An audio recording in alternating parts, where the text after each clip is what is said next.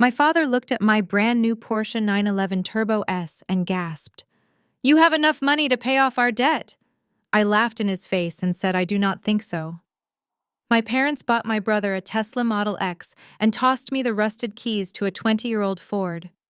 They told me he needed the image for his career while I could handle the junk. They had no idea that while they were drowning in loans to keep up appearances, I was quietly building an empire they could not even comprehend. When I drove straight to the dealership and bought my dream car with cash, the look on their faces was worth every penny. But that was just the beginning. I did not just buy a car, I bought their debt. And I was about to become the most ruthless creditor they had ever known. Before I tell you how I seized their house and left them with nothing but their pride, let me know where you are watching from in the comments below.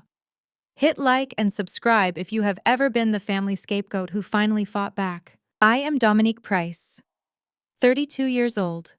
In the world of high finance, I am known as a quantitative trader, a shark who eats algorithms for breakfast. But in my family home in an upscale suburb of Atlanta, I was nothing more than the invisible daughter, the checkbook, the backup plan. It was a humid Sunday afternoon when the humiliation began. I had driven over for my father Otis' birthday dinner. The driveway was already packed with luxury cars belonging to neighbors and church members, but all eyes were on the street. A low hum announced the arrival. My brother Trey rolled into the driveway in a brand new pearl-white Tesla Model X Plaid. He honked the horn, a sharp, arrogant sound that cut through the chatter. The music was blaring so loud the windows of the house rattled. It was some generic rap song about money and power, two things Trey did not actually have. He stopped the car right in the center of the driveway, blocking everyone else in. Then, with a theatrical press of a button, the falcon wing doors rose up slowly. The neighbors gasped. It was a performance. It was a spectacle. Trey stepped out wearing a designer suit that was a size too tight, sunglasses on, arms spread wide like he was the messiah of the cul-de-sac. My mother Lucille ran out the front door, clapping her hands and screaming, "My baby, look at my baby." My father followed, his chest puffed out with pride, acting as if Trey had invented the electric car himself. I stood by the porch railing watching the circus. I knew Trey had been unemployed for 6 months. I knew his last 3 startup ventures had failed before they even launched. So seeing a $120,000 car in the driveway did not impress me. It worried me. I walked down the steps just as my father turned to me. He did not smile. He did not ask how my job was. He just jerked his head toward the dark, detached garage behind the main house. "Come with me, Dominique," he said, his voice dropping to a serious whisper. I followed him away from the sunlight and the celebration into the gloom of the garage that smelled of gasoline and old cardboard. My father walked over to a hook on the wall and grabbed a set of keys. They were not shiny. They were dull, rusted, and attached to a faded plastic keychain. He pressed them into my hand.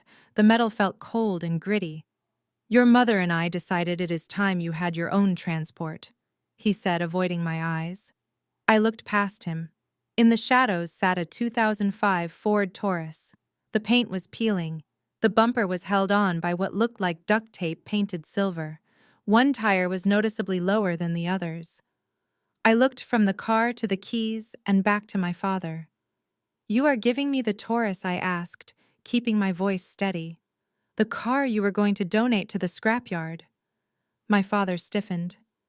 "Be grateful, Dominique. Trey is out there building a brand. He is meeting investors. He needs the image. You sit in a cubicle all day staring at spreadsheets. You do not need a luxury vehicle to type numbers. This car runs fine. It will get you from point A to point B. That is all you need."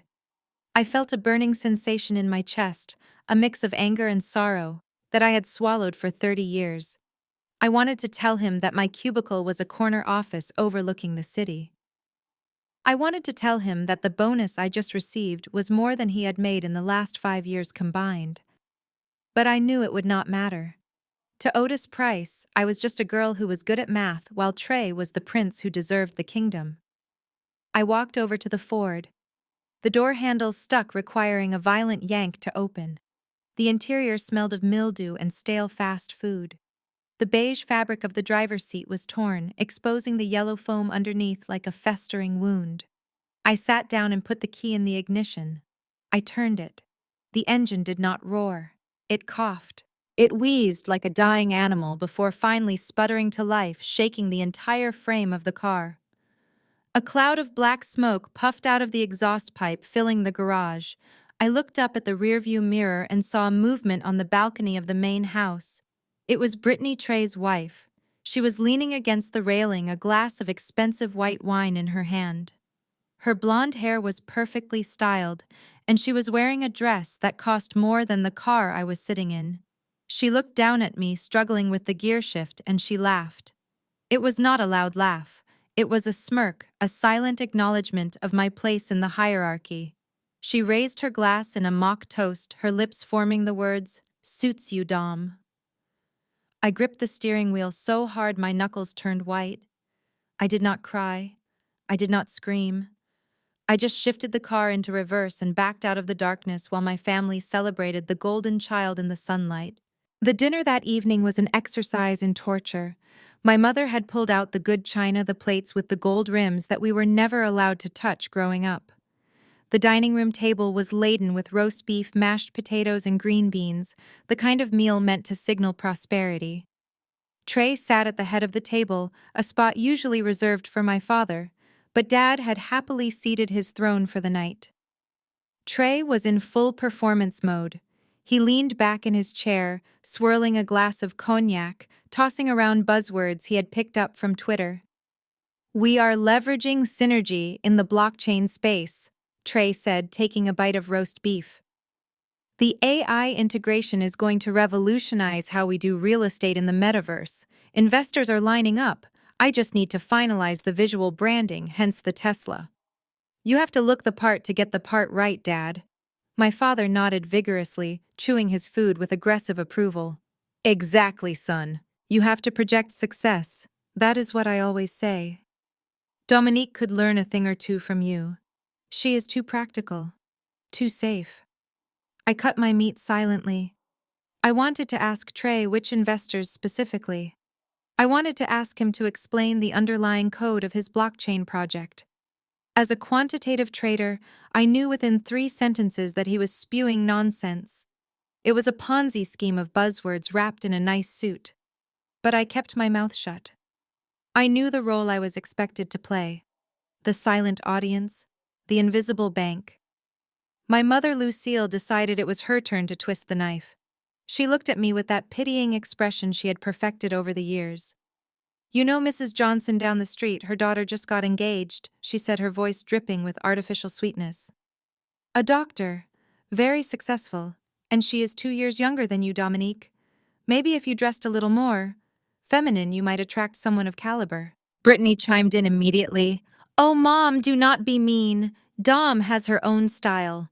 She gestured vaguely at my outfit with her fork. I was wearing a black silk blouse from the Row and tailored trousers that cost $4,000. It was minimalist, understated, and incredibly expensive.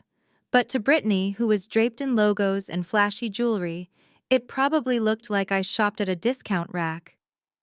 "It is very utilitarian," Brittany continued, "like a librarian or a bank teller. It is cute in a sad way. Not everyone can pull off high-fashion Dom. You stick to your comfort zone." I took a sip of water to wash down the insult. Comfort zone. My comfort zone was a 7-figure portfolio. My comfort zone was knowing that the diamond on Brittany's finger was likely cubic zirconia because I knew exactly how much debt Trey was in. But again, I said nothing. I let them have their moment. I let them feel big by making me feel small. When the meal ended, the real dynamic of the family revealed itself. Brittany pushed her plate away, leaving it half full. She held up her hands, examining her long, freshly manicured acrylic nails. "Oh, I would love to help clean up," she said with a sigh. "But these nails are fresh and the polish is still settling. I cannot risk chipping them." "Trey, honey, pour me another drink." Trey jumped up to serve her. My mother stood up and began stacking plates. Dominique, be a dear and handle the kitchen, Mom said. It was not a request, it was a command. Brittany needs to relax and your father and I want to look at the car manual with Trey. I stood there for a moment, looking at the mess they had left. Wine stains on the tablecloth, crumpled napkins, bones on the plates. They all turned their backs on me, walking out the sliding glass doors to the patio where the Tesla was parked. Through the kitchen window, I could see them. My father was out there with a microfiber cloth gently wiping a speck of dust off the Tesla hood. He touched that car with more tenderness than he had shown me in my entire life. I turned to the sink and turned on the water. It was scalding hot. I plunged my hands in, grabbing the greasy roasting pan. I scrubbed. I scrubbed until my skin turned red. But as I watched the dirty water swirl down the drain, something inside me shifted. The silence in my head broke. I was done being the maid. I was done being the backup. I was done driving the rust bucket while they drove the future on credit. I dried my hands on a towel, walked to the window, and stared at the Tesla one last time. Nice car, I whispered to the empty room. It would be a shame if someone found out who actually paid for it. That night, I did not sleep. I plotted, and the next morning the Price family would learn that every debt must be paid in full. The next morning, the reality of my parents' gift set in with terrifying clarity. I sat in the driver's seat of the 2005 Ford Taurus, gripping the steering wheel that was sticky from years of humidity and neglect. The air conditioning had died long ago, so I had the windows rolled down, letting in the thick, suffocating Atlanta heat. My silk blouse, the only armor I had against the world, was already clinging to my back. I was merging onto the I-85, a highway that is less of a road and more of a battlefield during rush hour. Every time I pressed the accelerator, the car shuddered violently, a metallic rattle vibrating through the floorboards and up into my spine. It felt less like a vehicle and more like a coffin on wheels. I looked at the speedometer. The needle was wavering frantically between 40 and 60, unable to decide how fast we were actually going. To my left, a massive 18-wheeler roared past the wind force, shaking the Taurus so hard I had to fight to keep it in the lane. I thought about Trey. Right now, he was probably waking up in his climate-controlled room, checking his social media notifications, preparing to drive his whisper-quiet Tesla to a coffee shop to play pretend businessman. I was the one with the actual job, the one managing millions of dollars in risk assessment, yet I was the one gambling with my life in a car that should have been crushed into a cube a decade ago. Then it happened. I was in the third lane, surrounded by speeding traffic, when the engine made a sound like a gunshot. A loud pop followed by a grinding screech that tore through the cabin. The steering wheel locked up instantly. The dashboard lights flickered and died. Power steering was gone. Power brakes were gone. I was hurtling at 60 miles an hour in a 2-ton metal brick that no longer obeyed my commands. Panic, cold and sharp, pierced through my chest. I slammed my foot on the brake pedal, but it was stiff as stone. I threw my weight against the wheel, forcing the car toward the narrow shoulder on the left, crossing lanes of traffic that were moving at breakneck speeds. Horns blared around me, long, angry blasts from drivers who had no idea I was fighting for my life. Smoke, black and acrid, began to billow from under the hood, blinding me. I choked on the fumes, tears streaming down my face. By some miracle, or perhaps just sheer physics, the car rolled to a halt inches from the concrete median barrier. I sat there for a moment, trembling uncontrollably, my heart hammering against my ribs like a trapped bird. Outside, the rush hour traffic zoomed by, indifferent to my near-death experience. A police siren wailed in the distance, getting closer. I was alive, but I had never felt more vulnerable. I reached for my phone with shaking hands. I needed help. I needed my father. I dialed his number. It rang once, twice, 3 times. I imagined him at home, maybe drinking coffee, maybe admiring the Tesla. Finally, the call connected. Hello. His voice was hushed, impatient. Dad. I choked out, my voice trembling. The car. The Taurus. It exploded on the highway. I am on the I-85. I almost died. The brakes failed and there is smoke everywhere. I need you to come get me, please. There was a silence on the other end. Not a silence of shock or concern, but a silence of annoyance. I heard the distinct sound of a golf club hitting a ball, followed by scattered applause. Dominique, I told you I am busy today, he hissed, his voice low, as if he was trying not to be overheard. I am on the ninth hole with Mr. Henderson. He is thinking about investing in Trey's venture. I cannot just leave. It looks bad. I stared at the phone, unable to process his words. Dad, I am stranded on the median of the highway. The police are pulling up behind me. I could have been killed. Lower your voice, he snapped. You are being dramatic. It is just an old car. Call a tow truck. Call AAA. You have a job, handle it. Do not embarrass us by making a scene. I have to go. It is my turn to putt. And with a terrifying finality, the line went dead. He hung up. My father chose a game of golf and his son's imaginary business over his daughter's life. I lowered the phone slowly. The police cruiser had pulled up behind me, its blue lights flashing against the gray concrete.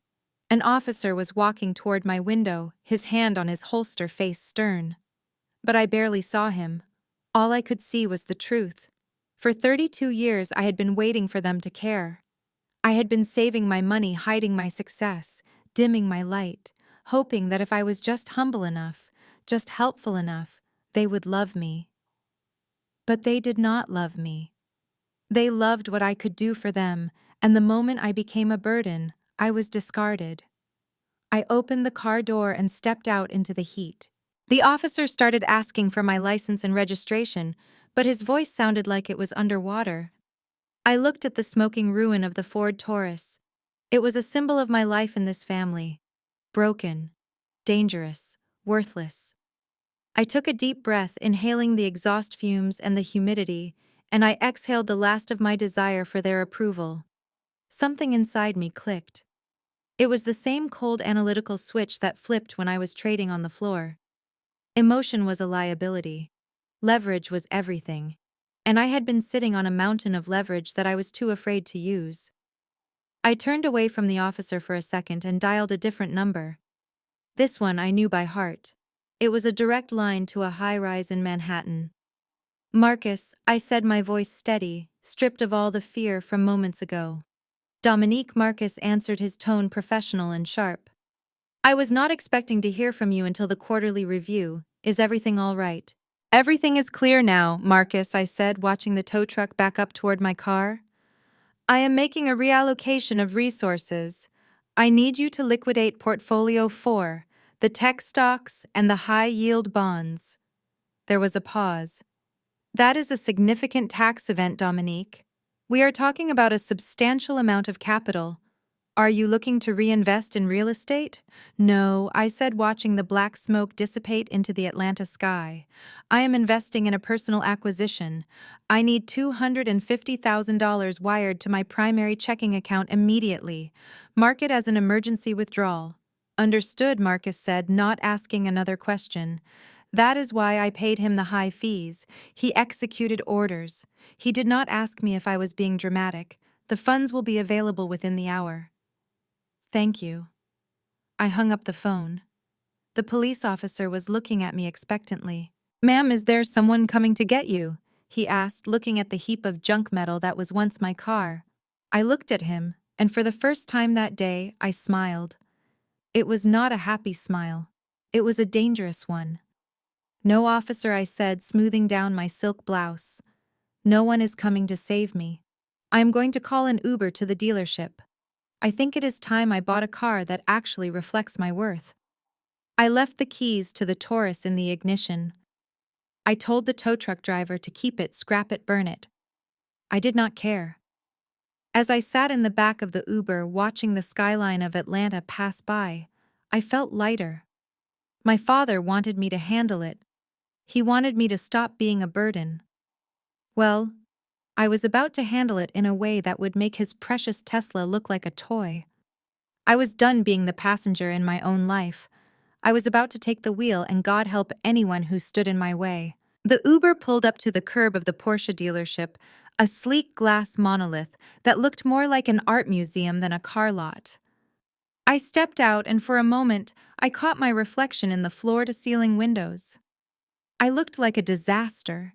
My $4,000 silk blouse was ruined, stained with black grease from the engine of that death-trap Ford Taurus. My hair, usually pulled back in a severe professional bun, was frizzy from the humidity and the sheer stress of standing on the side of the highway. I smelled like exhaust fumes and burnt rubber. To the outside world, I looked like a woman who had hit rock bottom, a vagrant who had wandered too far from the bus stop. But inside, my blood was boiling with a cold, focused rage that made me feel 10 feet tall. I pushed open the heavy glass doors and stepped into the climate-controlled sanctuary of the showroom. The air smelled of expensive espresso leather and money. It was quiet, the kind of hushed silence you find in a library or a cathedral. A few salespeople in sharp-tailored navy suits were milling about, tapping on iPads or polishing invisible specks of dust off the gleaming machines. I stood in the center of the entryway, waiting to be greeted. I made direct eye contact with a tall man near the reception desk. He looked me up and down, his eyes lingering on the grease stain on my chest, and then he immediately turned his back to me. I watched as he put on a bright fake smile and hurried over to a white couple who had just walked in behind me. They were wearing polo shirts and boat shoes, looking like they had just come from a country club lunch. "Welcome to Porsche Atlanta," the salesman boomed, ignoring me completely. "Can I get you some sparkling water?" I stood there invisible. It was the story of my life. My parents ignored my achievements because I did not fit their image of success. Now these salesmen were ignoring my purchasing power because I did not fit their image of wealth. They saw a messy black woman and assumed I was lost. They had no idea that the woman standing in the dirty blouse could buy this entire building and turn it into a parking lot if she felt like it. I did not feel hurt. I felt a grim satisfaction. I was about to teach everyone in this room a lesson about judging a book by its cover. I walked past the reception desk, my heels clicking loudly on the polished white tile. I knew exactly what I wanted. I had done the research years ago, a dream I had tucked away for a day that I thought would never come. And there it was, sitting in the center of the showroom, under the halo of the track lighting, a Porsche 911 Turbo S. It was not black or red. It was chalk gray, a sophisticated, understated color that looked like wet cement mixed with diamond dust. It looked like a shark wading in still water. It was aggressive, wide, and terrifyingly beautiful. I walked right up to it, running my hand along the curve of the rear fender. The metal was cool and smooth. I peered through the window at the interior. Bordeaux red leather. The contrast was stunning. I reached for the door handle when a voice interrupted me. "Excuse me, miss." I turned around. A young salesman, probably no older than 25, was rushing toward me with a look of panic on his face. He held his hands up slightly, as if he was approaching a stray animal that might bite. "The service department entrance is actually around the back," he said, his voice dripping with condescension. "If you are looking for the restroom or the vending machines, they are in the waiting lounge for service customers. You cannot be in here touching the inventory." I did not move my hand from the car. I turned my body fully to face him. I stared him dead in the eyes, my expression flat. "I am not looking for a vending machine," I said, my voice low and steady. "I am looking at the aerodynamics of the 992 generation." The young man blinked, confused. I continued, stepping closer to him. "This is the Turbo S, correct? Which means it is housing the 3.7-liter twin turbo flat 6 engine. I need to know if this specific build has the lightweight package. I am concerned about the sound deadening. If I am going to drop over $200,000, I want to hear every single one of those 640 horses when I hit 60 miles per hour in 2.6 seconds. The salesman stopped in his tracks. His mouth opened slightly, but no words came out. He looked from my grease-stained shirt to my face, trying to reconcile the image of the woman he thought I was with the technical specifications I had just rattled off. I did not let him recover. And tell me about the ceramic composite brakes I pressed on. Are these the 10-piston calipers in the front? Because the stopping distance is non-negotiable for me. I drive on the I-85, and there are a lot of idiots on the road. I need to be able to go from 100 to 0 without fading. Do you know the specs, or do I need to find someone who actually knows what they are selling? The arrogance drained from his face, instantly replaced by a sudden frantic desire to please. Yes. Yes, ma'am. You are absolutely right. This is the Turbo S. It has the PCCB ceramic brakes standard, yellow calipers, 10 pistons. He stammered, wiping his palms on his trousers. It does not have the lightweight package, so it retains the rear seats, but it has the sport exhaust system, so the sound is... It is incredible. I nodded, turning back to the car. Open it, I commanded. He scrambled to unlock the car. I slipped into the driver's seat. It felt like putting on a glove. The seat hugged my hips perfectly. The smell of high-quality leather filled my nose, drowning out the smell of the old Ford Taurus that was still lingering on my skin. I gripped the steering wheel. It was thick, wrapped in Alcantara. I looked at the instrument cluster. It was digital, sharp, and precise. There were no rattles, no loose wires, no duct tape. This was engineering perfection. This was safety. This was power. For the first time in 24 hours, my heart rate slowed down. I felt safe. The salesman hovered by the open door. Do you want to set up a test drive? He asked nervously. We would need to run a quick credit check and get a copy of your license given the value of the vehicle. Then we can see about financing options. We have some great rates for... I laughed. It was a short, sharp sound. I reached into my messy, oil-stained purse and dug past the tissues and the old receipts until my fingers brushed against cold metal. I pulled it out. The American Express Centurion card. The black card. It was made of titanium. It was heavy. It carried the weight of an empire. I held it up between two fingers. The overhead lights caught the matte black surface. The salesman's eyes widened so much I thought they might pop out of his head. He knew what that card meant. It meant there was no limit. It meant I could buy him his boss and this entire inventory without the bank blinking an eye. No test drive, I said, handing him the heavy card. I do not need to drive it to know it is perfect, and I do not do financing. I do not pay interest to people who have less money than I do. He took the card with trembling hands, treating it like a holy relic. You want to buy it today? Now. Right now, I said, leaning back into the red leather seat. Run it for the full amount, tax, title, everything. I want the keys in my hand in 10 minutes. And have your detail guys take the plastic off the seats. I am driving it out of here. Yes, ma'am. Right away, ma'am. Can I get you an espresso? A water? Anything. Just the receipt, I said, staring at the Porsche logo on the steering wheel. He ran off toward the finance office as if his life depended on it. I sat alone in the car in the middle of the showroom. I watched the other customers, the ones in their polo shirts, staring at me. They were whispering. Let them whisper. Let them wonder how the woman in the dirty shirt just bought the most expensive car in the room. 10 minutes later, I signed the final paperwork. The total came to $230,450. I signed my name, Dominique Price, with a flourish. The manager came out to shake my hand, bowing and scraping, apologizing for the wait. I ignored him. I walked out to the parking lot where they had pulled the car around. It gleamed in the sunlight, a gray beast ready to be unleashed. The engine was idling, a low, deep rumble that vibrated in my chest.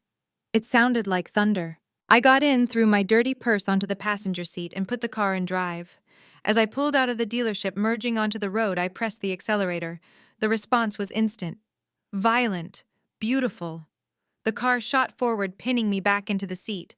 I was not driving a car. I was piloting a missile.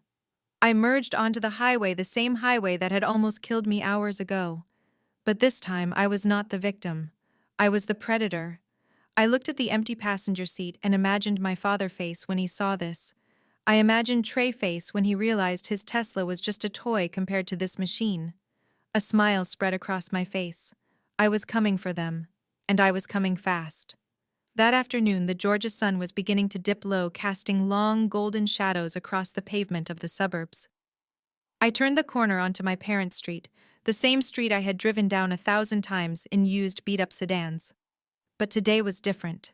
Today I was behind the wheel of a machine that felt less like a car and more like a predator stalking its prey. The chalk gray paint of the Porsche 911 Turbo S seemed to absorb the light rather than reflect it, giving the car a menacing, stealthy appearance. I reached down to the center console and pressed the button with the icon of the twin tailpipes. The sport exhaust valves opened instantly. The low guttural rumble of the engine transformed into a deep, aggressive roar that vibrated through the chassis and straight into my bones. I saw my parents' house in the distance. The pristine lawn, the white pillars, and there sitting in the driveway like a kitchen appliance plugged into the wall was Trey's white Tesla Model X. It was silent. It was sterile. It was everything my family valued, flashy on the outside, but hollow on the inside. I downshifted as I approached the driveway, not because I needed to, but because I wanted to hear the engine crackle and pop. The sound was explosive like gunfire shattering the polite silence of the neighborhood. I saw Mrs. Johnson, the neighbor who had looked down on me for years, drop her watering can in the middle of her rose bush. I pulled into the driveway, maneuvering the wide hips of the Porsche right next to the Tesla. The contrast was violent. The Tesla looked like a toy spaceship. My car looked like a weapon of war. I put it in park, but I did not turn off the engine immediately. I let it idle, a rhythmic mechanical heartbeat that demanded attention. The front door of the house flew open before I even unbuckled my seatbelt. My mother, Lucille, was the first one out, wiping her hands on a dish towel, her eyes wide with a mixture of fear and curiosity. Trey followed close behind, holding a bottle of imported beer, his mouth hanging open so wide I could see the gold filling in his back molar. And finally, my father, Otis, stepped onto the porch. He squinted against the sun, his face contorted in confusion as he tried to process what was sitting in his driveway. I killed the engine. The silence that followed was heavy, ringing in the ears. I opened the door and stepped out. The smell of hot brakes and high-octane fuel wafted into the air, overpowering the scent of my mother's pot roast. I stood there, leaning against the doorframe, waiting. Holy sh! Trey started to speak but cut himself off, realizing his mother was standing right there. He walked down the steps slowly as if he was approaching a bomb. He circled the car, his eyes scanning the badges, the wheels, the carbon fiber intakes. "This is a Turbo S," he whispered, more to himself than anyone else. "This is $250,000. He looked up at me, his eyes narrowing. "Who is here, Dominique? Did you bring a partner from the firm? Is one of the managing directors visiting?" I did not answer him. I just locked the car with a satisfying chirp and walked toward the trunk, popping the hood to retrieve the small box of personal items I had come to collect. My father marched down the steps, his face darkening with suspicion. He stopped 2 feet away from me, crossing his arms over his chest. He looked at the car with disgust, as if it were a stain on his driveway. "Whose car is this, Dominique?" he demanded, his voice booming. "And why are you driving it? Did you get a rental because of the accident? I told you not to waste money on rentals. That Ford just needed a new alternator and some fluid. You are throwing money away trying to look rich." "It is not a rental, Dad," I said calmly, pulling a box of old books out of the trunk. "Then who are you sleeping with?" He spat out the words, his voice dripping with judgment. "A car like this does not just appear. Did you find some older man at the office? Some sugar daddy who feels sorry for you? Is that it? You are trading your dignity for a joyride in a sports car. I expected better from you. We raised you to have morals, even if you do not have ambition." The accusation hung in the air, ugly and vile. My mother gasped, covering her mouth, but she did not defend me. She never did. She just watched, waiting to see if the accusation was true. Trey smirked, taking a sip of his beer, clearly enjoying the idea that his little sister had to sell her body to compete with him. I felt a cold smile spread across my face. I reached into my purse, bypassing my wallet, and pulled out a crisp folded document. The paper was thick official. I slammed it down onto the hood of the Porsche. The sound of the paper hitting the metal was sharp. "Read it," I said, my voice cutting through the humid air like a knife. My father hesitated, then picked up the paper. He adjusted his reading glasses, squinting at the fine print. His lips moved silently as he read. Owner Dominique Price, lien holder none. Purchase price paid in full. The color drained from his face. He looked like he had been punched in the gut. He read it again, looking for a mistake, a loophole, a cosigner. There was none. "It is my money, Otis," I said, dropping the dad title intentionally. "And it is my car. I did not need a man to buy it for me. I did not need a loan. And I certainly did not need to trade my dignity. I just needed the bonus check from the job you all think is a hobby." Trey snatched the paper from my father's trembling hands. He stared at the numbers, his eyes bulging. "You paid cash?" he choked out. $230,000. Cash. Where did you get this kind of money? "You are just a data analyst. I am a quantitative trader, Trey." I corrected him, snatching the title back and sliding it into my purse. "I build algorithms that trade more volume in a second than your imaginary company will trade in a lifetime. Just because you do not understand what I do does not mean it does not pay." Just then, the screen door opened again and Brittany sauntered out. She had evidently been watching from the window and had taken the time to touch up her lipstick. She walked down the steps, her eyes glued to the car, practically drooling. The hostility she had shown me at dinner yesterday vanished, replaced by a syrupy fake sweetness that made my stomach turn. "Oh my God! Dom!" she squealed, rushing over and running her hand along the side mirror. "Is this chalk gray? I saw this color in Vogue. It is absolutely stunning." She turned to me, beaming as if we were best friends. "You know, the light is perfect right now. I was just telling Trey we need to upgrade our content for the brand. This car would be the perfect backdrop for my outfit today." She pulled out her phone, already opening Instagram. "I was thinking I could sit on the hood, maybe hold the keys. It fits the whole luxury lifestyle aesthetic we are building. And hey, maybe this weekend we could borrow it. Trey has that meeting in Buckhead and pulling up in this would definitely seal the deal. The Tesla is great, obviously, but this is a statement." She reached out, her long, fake nails clicking as she expected me to hand over the keys. I looked at her hand. I looked at her face. I remembered the smirk she gave me when I was sitting in the rusting Ford Taurus. I remembered her laughing when I said the steering failed. I remembered her treating me like the help in my own parents' house. "Get your hand off my car, Brittany," I said. My voice was not loud, but it was deadly. Brittany froze, her smile faltering. "What?" "I just want to take a picture. We are family, Dom. Do not be stingy." I stepped closer to her, invading her personal space. "Family," I repeated. "Family is what you said yesterday when you told me to wash the dishes because you didn't want to chip a nail. Family is what you laughed about when you watched me drive away in a death trap." I turned to my father and Trey, who were still standing there in shock. "You wanted me to handle the junk, right, Dad? You said Trey needed the image. Well, he has his image. He has the Tesla. He has the debt. I have the Porsche. And I have the title." Brittany tried one last time, putting on a pouty face. "Dom, seriously, it is just a picture. My followers would love it. Think of the exposure." I laughed, a dry, humorless sound. "I do not need exposure, Brittany. I have equity." And the answer is no. You will never drive this car. You will never sit in this car. You will not even take a picture of this car. Now step back before you scratch the paint with those cheap acrylics." Brittany gasped and recoiled as if I had slapped her.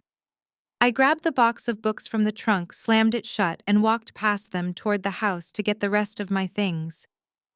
I did not look back, but I could feel their eyes burning into my back. The dynamic had shifted. The Bank of Dominique was closed, and for the first time they were realizing just how poor they really were. The atmosphere in the house shifted violently that evening. It was as if the presence of the Porsche in the driveway had rewritten the laws of physics within the Price household. For 32 years, coming home meant being invisible or being criticized. But tonight, the air was thick with a suffocating artificial warmth. I walked into the kitchen after unpacking my boxes, expecting to be told to order a pizza or fend for myself. Instead, I was hit with the rich, spicy aroma of seafood gumbo. It was not just any gumbo. It was my grandmother's recipe, a labor-intensive dish that took hours to prepare, involving a dark, slow-cooked roux that could not be rushed. It was my absolute favorite meal, and my mother Lucille had not made it for me since I was 12 years old. She was standing over the stove wearing an apron that looked brand new, humming a gospel tune. When she saw me, her face lit up with a smile that was too wide, too bright, and entirely hollow. "There she is," my mother cooed, wiping her hands and rushing over to guide me to the table. "Sit down, baby. You must be exhausted from all that driving. I made sure to put extra crab meat in your bowl just the way you like it." I sat down, feeling the cold knot of suspicion tighten in my stomach. The table was set for four with cloth napkins and the good silverware again. My father Otis walked in from the living room. He wasn't looking at me with his usual disappointment. He was looking at me with calculation. He poured a glass of red wine and placed it in front of me with a flourish. "We were just talking about how proud we are of you, Dominique," my father said, his voice smooth and practiced. "We know we have been hard on you, but it was only because we wanted you to push yourself. And clearly it worked. You have done very well for yourself." I took a sip of the wine, letting the silence stretch out, forcing them to fill it. Brittany was sitting across from me, scrolling on her phone, but she kept glancing up with a nervous energy. "So, Dom," my mother continued, ladling the gumbo into my bowl, "we were thinking, since you are doing so well, and you obviously have a lot of disposable income to buy toys like that, Portia, maybe it is time we discuss the family legacy. We want to make sure everyone is taken care of, to keep the Price name strong." The transition from compliments to solicitation was so fast it would have given anyone else whiplash. But I expected it. This was not a dinner. It was a transaction. They were not feeding their daughter. They were buttering up a potential investor. I ate a spoonful of the gumbo. It tasted delicious, but as I swallowed it felt like ash. They thought a bowl of soup and a few kind words could erase decades of neglect. They thought I was desperate enough for their love that I would pay for it. I looked at my mother, whose eyes were shining with greed, not affection. I smiled, a tight, controlled expression. "The gumbo is excellent, Mom," I said. "But my portfolio is managed by a blind trust. I do not make impulsive financial decisions based on dinner." The clatter of silverware stopped instantly. The mask slipped just for a second before they pasted their smiles back on, determined to try a different angle later. After dinner, I excused myself, claiming a headache. I needed to escape the heavy transactional air of the dining room. I walked softly up the carpeted stairs, my feet making no sound. The house was large, a sprawling colonial that echoed when it was quiet. As I reached the top landing, I heard a voice coming from the guest wing where Trey and Brittany were staying while their imaginary mansion was being renovated. It was Trey, but it was not the booming, confident voice he used in public. It was a hushed, frantic whisper vibrating with panic. I stopped outside the door to his room, leaning in slightly. The wood was thick, but his desperation pierced right through it. "Look, man, you cannot do this to me," Trey was saying, his voice cracking. "I told you the liquidity is coming. I just need a bridge loan. 1 week. Give me 7 days." I heard a pause, presumably the person on the other end denying him. "No, do not call my father. Do not call the CO signer. I am good for it. We are about to close a Series A round for the startup. It is guaranteed money. Just hold the paper, please." I stood there in the dark hallway, listening to my brother beg. Series A round. Guaranteed money. It was all lies. I knew the startup market. I knew his business plan was nothing more than a few PowerPoint slides and a website template he hadn't paid for. He wasn't talking to an investor, he was talking to a creditor. And based on the fear in his voice, it wasn't a bank. It sounded like a loan shark or a high-risk lender, the kind that breaks legs or repossesses assets without a court order. He was drowning. The suit, the watch, the attitude, it was all a facade. He was living on borrowed time and borrowed money, and the interest was compounding by the second. I felt a strange mix of pity and disgust. He was a 34-year-old man playing dress-up, terrified that the lights would come on and the party would end. I stepped away from the door before he could hear me walking silently down the hall toward my father's home office. If Trey was in trouble, I needed to know how deep the rot went. I needed to know if my parents were just enablers or if they were victims of their own golden child. I pushed open the door to my father's office. It smelled of cigar smoke and lemon polish. This room had always been off-limits to me growing up. It was the sanctuary where the men discussed business. Now it just felt small.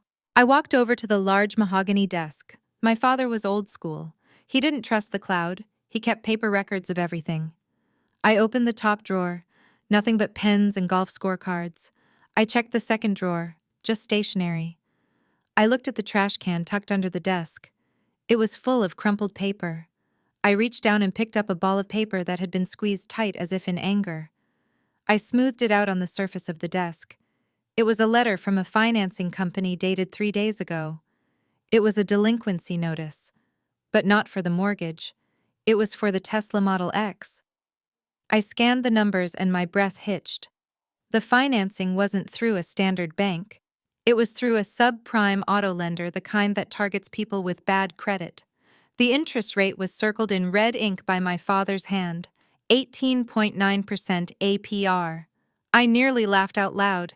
18.9% on a six-figure car. That was financial suicide. The monthly payment was over $2,500, and they were already 2 months behind. The letter went on to threaten immediate repossession if the balance wasn't brought current within 10 days. I read the fine print. The loan was in Trey's name, but there at the bottom, listed as the Keo borrower, was Otis Price. My father hadn't just bought the car for Trey.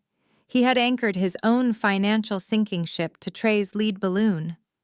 They didn't buy that car because they were rich. They bought it because they were desperate to look rich, and they had signed a deal with the devil to do it. I looked at the paper, trembling slightly in my hand. This was the smoking gun. They weren't just asking me for money at dinner because they were greedy. They were asking because the walls were closing in. They needed my cash to keep the repo man away from their driveway. The Porsche sitting outside, fully paid for, must have looked like a life raft to a drowning family. I crumpled the paper back up and dropped it into my purse, not the trash. I wasn't going to be their life raft. I was going to be the storm. I turned off the light and walked out of the office armed with the truth. The mask hadn't just fallen, it had shattered, and I was going to make sure everyone saw the ugly face beneath it. The family meeting was convened in the formal living room, a space that was rarely used except for showcasing the Christmas tree or impressing guests. My father sat in his high-backed leather armchair swirling a glass of scotch, while my mother perched nervously on the edge of the velvet sofa. Trey was pacing back and forth near the fireplace, looking agitated like a caged animal. I sat alone on the love seat, my posture straight, my face unreadable. I knew this was an ambush. I had known it the moment my father asked me to stay after dinner for a serious discussion. The air was thick with unspoken tension, the kind that usually precedes a storm. Otis cleared his throat, the sound loud in the quiet room. "Dominique." He began, his voice taking on that deep, authoritative tone he used when he wanted to sound benevolent. "Your mother and I have been doing a lot of thinking since you brought that Porsche home. It is clear that you have achieved a level of financial success that we were unaware of. And while we are proud, we also believe that in this family we lift each other up. We do not leave anyone behind." He paused, taking a sip of his drink, waiting for me to nod or agree. I did neither. I just watched him. He continued a little less confidently. You know your brother is on the verge of something big. This startup of his, it is going to change everything. But in business perception is reality. He needs that Tesla to maintain confidence with his investors. But unfortunately, there has been a temporary cash flow issue. The market is volatile, you understand. He leaned forward, placing his elbows on his knees. We want you to clear the balance on the Tesla. It is a small amount for you considering what you spent on your own car. It is just $85,000. Think of it as a gift to your brother. A seed investment in the family empire. Once his company takes off, he will pay you back double. We just need you to write the check tonight so we can get the creditors off our backs. I looked at my father, then at my mother, and finally at Trey. Trey stopped pacing and looked at me, a mixture of entitlement and desperation in his eyes. They truly believed this was a reasonable request. They believed that because I had money, it automatically belonged to them. They wanted me to pay $85,000 for a car that symbolized everything I hated for a brother who had bullied me my entire life. I took a deep breath, letting the silence stretch out for a moment longer. I crossed my legs and smoothed down my trousers. No, I said simply. The word hung in the air like a lead balloon. My father blinked. Excuse me? He said, as if he hadn't heard me correctly. I said no. I repeated, my voice steady and cold. I will not be paying off Trey's car. Trey scoffed, throwing his hands up in the air. See, Dad? I told you. She is selfish. She comes in here flashing her wealth, parking that sports car in our face, but she won't lift a finger to help the family. I turned my gaze to Trey. It is not about being selfish, Trey. It is about basic economics. I am a quantitative trader. I analyze risk and return.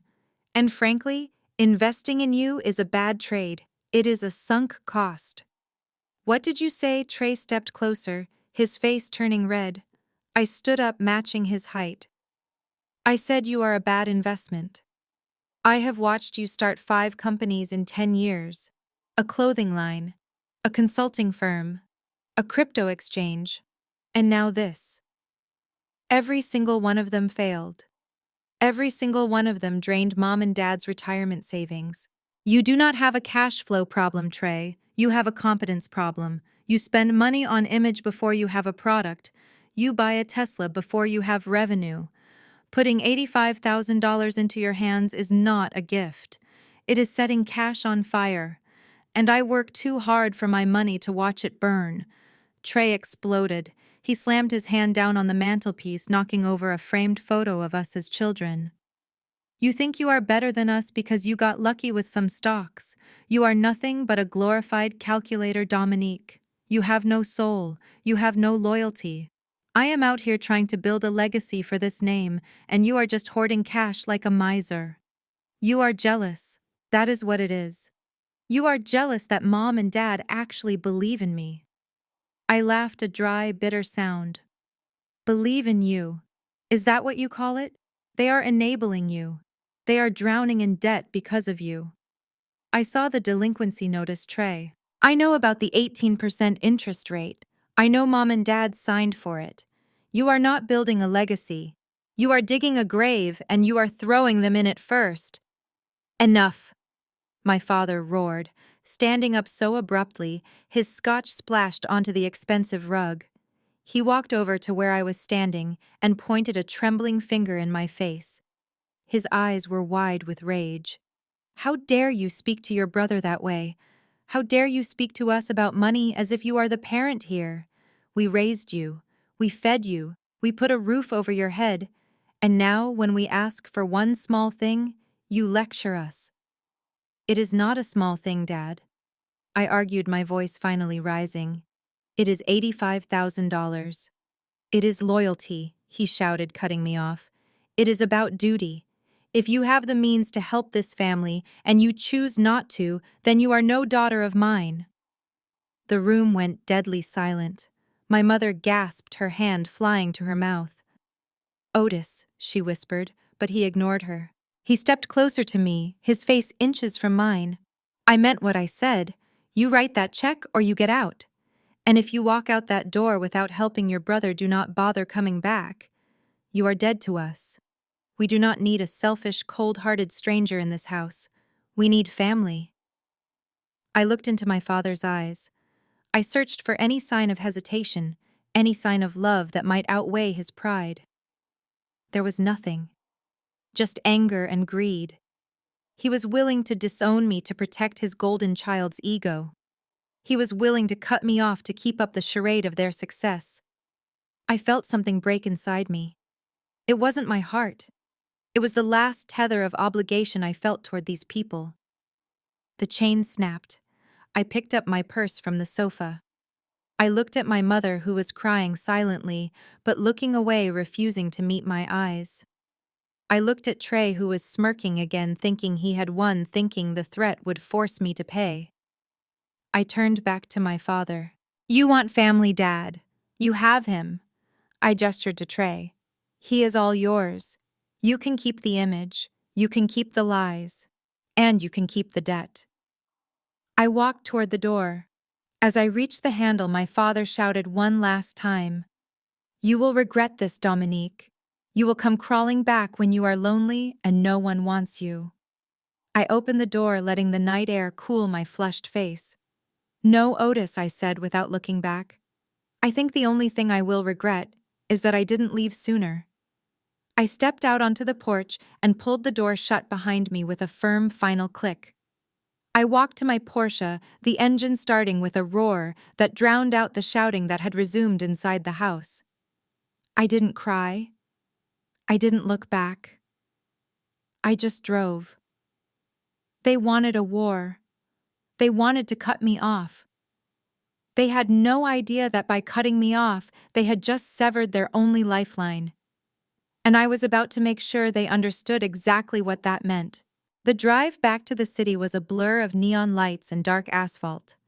I pushed the Porsche hard, letting the speed blur the edges of my vision, trying to outrun the echo of my father's voice, telling me I was dead to him.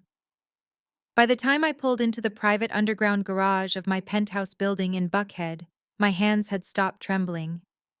I left the car cooling in its designated spot, the heat radiating from the engine block, and took the private elevator straight up to the 42nd floor. When the doors slid open, the silence of my sanctuary washed over me. This was my world. Not the dusty, debt-ridden colonial house in the suburbs, but a sleek, modern fortress of glass and steel. Floor-to-ceiling windows offered a panoramic view of the Atlanta skyline, a glittering grid of ambition and power. The furniture was Italian, the art was abstract and appreciative in value, and the air was filtered and cool. I kicked off my heels and walked barefoot across the heated marble floors to my home office. This room was the nerve center of my life. 3 wide, curved monitors sat on a floating glass desk. I sat down in my ergonomic chair and woke the system up. The screens hummed to life, bathing the room in a cool blue glow. I was not Dominique the daughter here. I was Dominique Price, the quantitative trader. I dealt in facts and data and hard numbers that did not lie or manipulate. I cracked my knuckles and began to type. If my family wanted to make this about money, then I would look at the money. I needed to know exactly how deep the rot went. I pulled up my professional credit monitoring software, a system far more robust than the free apps people used on their phones. I usually only checked my own score quarterly because it was impeccable, hovering near a perfect 850. But tonight, I was looking for connections. I was looking for the bleed. I ran a comprehensive trace on my social security number, looking for any linked accounts or inquiries. The screen populated with the usual data: my mortgage, my credit cards, my student loans, which I had paid off 3 years ago. Green check marks everywhere. I let out a breath I didn't know I was holding. Maybe I was paranoid. Maybe they were just bad with their own money, not criminal with mine. Then I saw it. Buried deep in the archived section of a secondary credit bureau report, there was a flag. A commercial loan. Status delinquent. Charge-off imminent. The principal amount was $200,000. The entity name was Price Ventures, LLC. I stared at the screen, blinking. Price Ventures was Trey's third failed startup, the one he claimed was going to revolutionize logistics. That company had folded 5 years ago. I clicked on the details, my heart beginning to hammer against my ribs, not with fear, but with a cold, dawning horror. Listed under the guarantors for the loan were 3 names: Otis Price, Lucille Price, and Dominique Price. I felt the blood drain from my face. I opened the digital copy of the original promissory note attached to the file. I zoomed in on the signature page. There at the bottom in blue ink was my name. It was my handwriting, or at least a very good imitation of it. The loops on the D were slightly too wide, the slant of the P just a fraction of a degree off. But to a bank officer who didn't know better, it looked authentic. I checked the date next to the signature. June 12th, 5 years ago. I froze. I pulled up my personal calendar from the cloud, scrolling back through the years. June 12th. I wasn't even in the country. I was in London finishing my master's degree at the London School of Economics. I had been sitting in a lecture hall across the Atlantic Ocean at the exact moment this document was signed in an office in Atlanta. The realization hit me like a physical blow. They didn't just ask me for money tonight. They had stolen it from me 5 years ago. My parents and my brother had conspired to forge my signature to secure a loan for Trey's vanity project because their own credit wasn't strong enough to carry it alone. They had risked my financial future, my career, and my freedom without a second thought. For 5 years, this ticking time bomb had been attached to my name, and they had never said a word. They had looked me in the eye at birthdays, at Christmases, at that dinner table tonight, knowing they had committed a felony against me. The shock evaporated instantly, replaced by a rage so cold it felt like ice water in my veins. This was not family. This was a criminal enterprise, and I was the victim. I looked at the delinquency notice. The bank had sold the debt to a collection agency, and that agency was preparing to file a lawsuit to attach a lien to assets. My assets. They were about to come after my penthouse, my accounts, my life for a debt I didn't incur. I did not cry. Crying was for people who had no options. I had options. I had capital. And I had the truth. I picked up my phone and dialed a number that I rarely used outside of business hours. Marcus. I said the moment he answered. I didn't apologize for the late hour. Dominique, he sounded alert instantly. What is it? Is it the market? No, it is personal. But I need you to handle it with the firm resources. I am looking at a distressed commercial asset, a bad debt portfolio currently held by Titan Recovery Services. The debtor is Price Ventures LLC. There was a pause on the line. Marcus was sharp. He knew my last name. He connected the dots immediately. Your brother's company. I want to buy the paper, Marcus. You want to pay off the debt, he asked, clarifying. No, I corrected him, my voice sharp and final. I do not want to pay it off. I want to buy the note. I want to become the holder of the debt. I want to be the one they owe. I want you to contact Titan Recovery first thing in the morning. They will be happy to unload a toxic asset for pennies on the dollar. Offer them 50 cents on the dollar if you have to, but get me that paper. I want the original contract, the wet ink signature, and the full legal rights to collect. Dominique, Marcus said slowly, his voice taking on a cautionary tone. If you buy the debt, you become the creditor. You will have the power to seize assets, to garnish wages, to foreclose. These are your parents. I looked at the forged signature on the screen one last time. The loop of the D mocked me. It was the signature of a ghost, a daughter they had created to serve their needs. They are not my parents, Marcus, I said, looking out at the city lights that seemed to sharpen in clarity. They are fraudsters, and I am simply diversifying my portfolio. Get me that debt, and once I own it, prepare the foreclosure notices on everything they put up as collateral. I heard Marcus typing in the background. Understood. I will have the acquisition documents ready for your signature by noon. I hung up the phone and set it gently on the glass desk. I spun my chair around to face the window.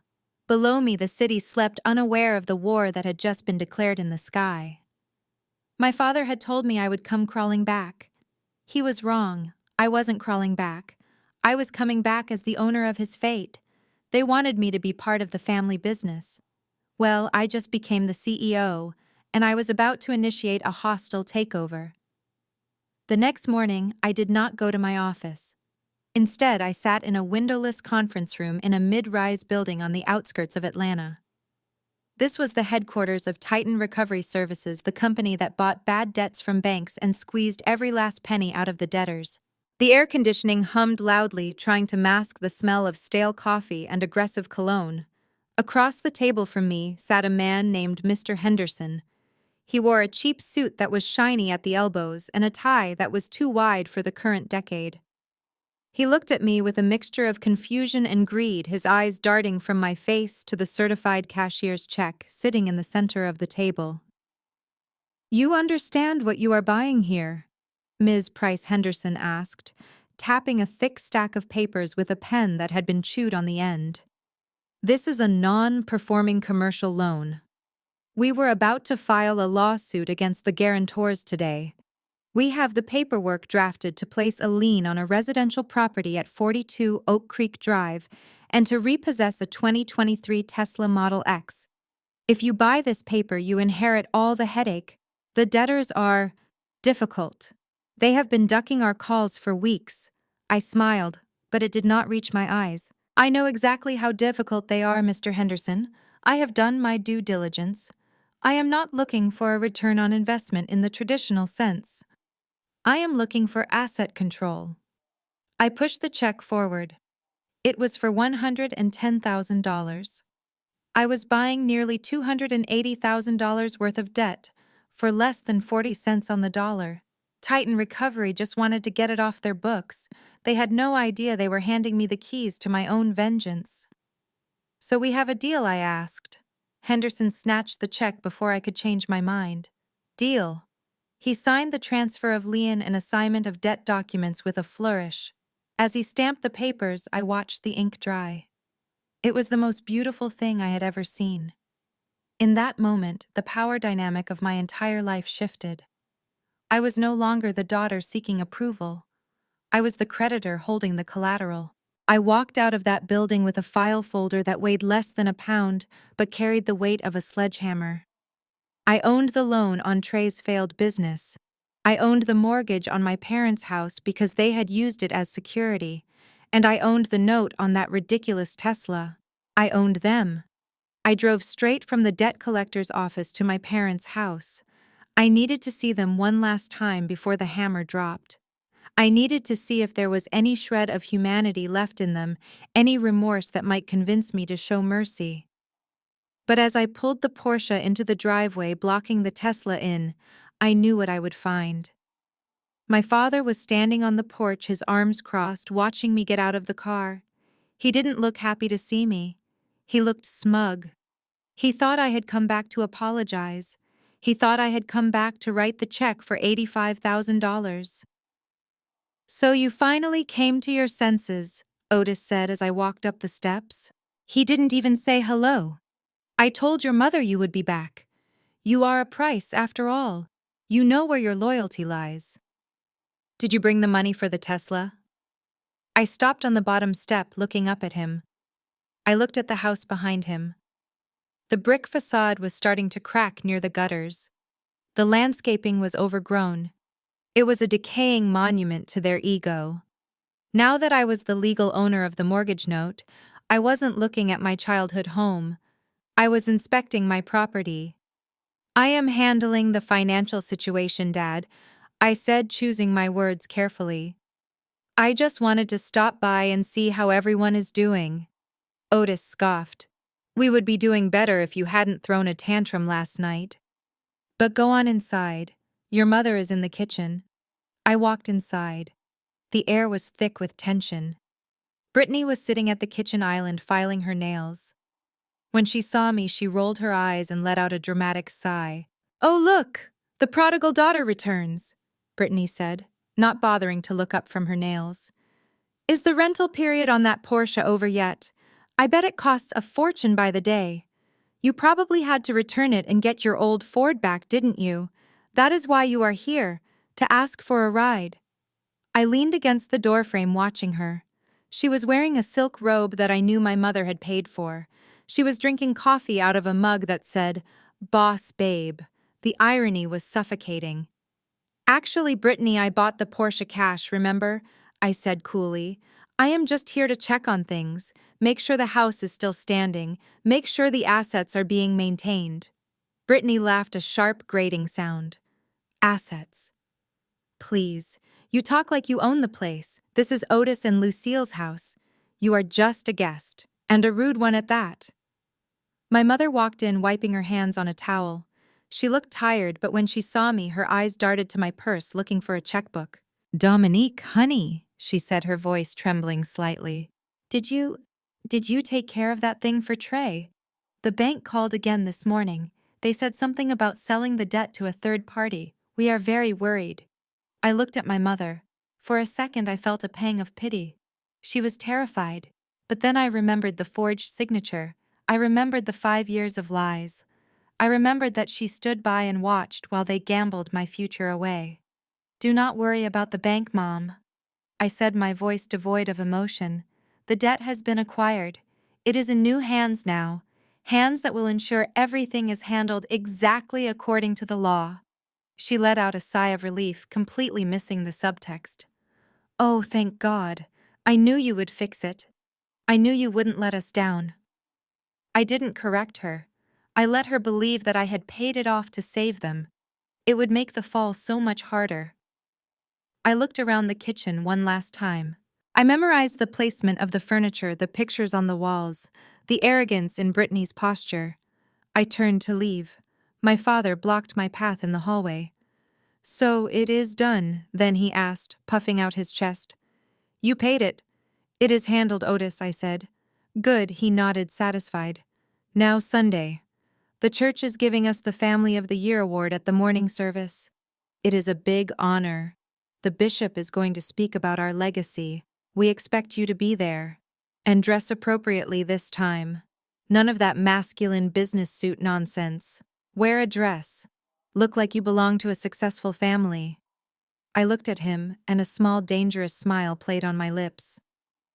"I wouldn't miss it for the world, Dad," I said.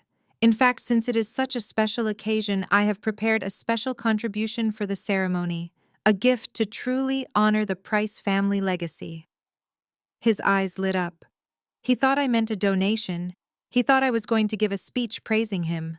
"That is good, Dominique," he said, patting my shoulder condescendingly. "That is what I like to hear. See you Sunday. Do not be late." I walked out to my car. I didn't look back. As I drove away, I gripped the steering wheel of the Porsche. Sunday. The Family of the Year award. It was the perfect stage. They wanted a show. They wanted everyone to see their success. Well, I was going to give them a show. I was going to give them the most transparent, honest reveal of their legacy that the church had ever seen. The predator wasn't lurking in the bushes anymore. The predator was invited to the front row, and she was bringing receipts. Sunday morning in Atlanta is not just a time of worship. It is a fashion show. It is a status check.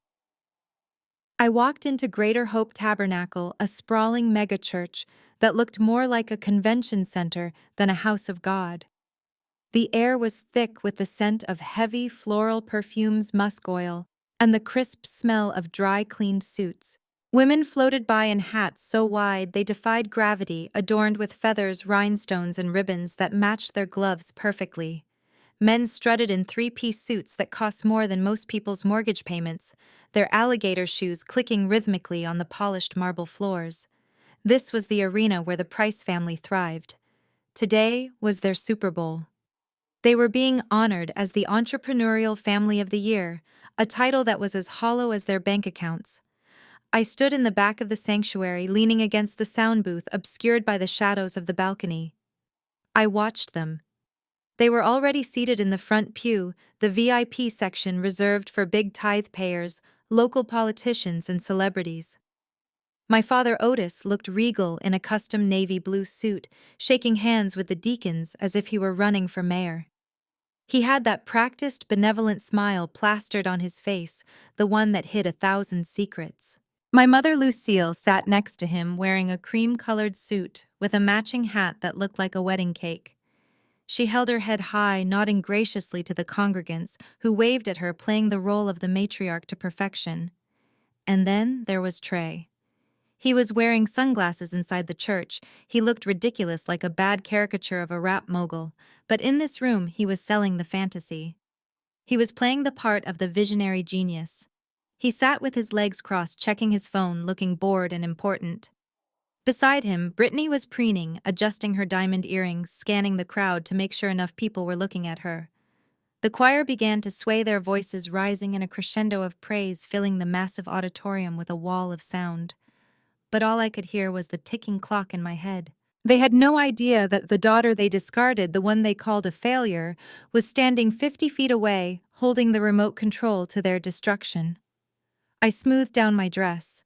It was a simple, elegant black sheath. I didn't wear a hat. I didn't wear flashy jewelry.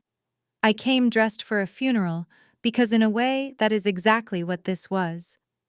The music faded into a soft organ hum, and Bishop Vance took the pulpit. He was a charismatic man with a booming voice that commanded attention. He wiped sweat from his brow with a silk handkerchief and smiled at the camera crews broadcasting the service live.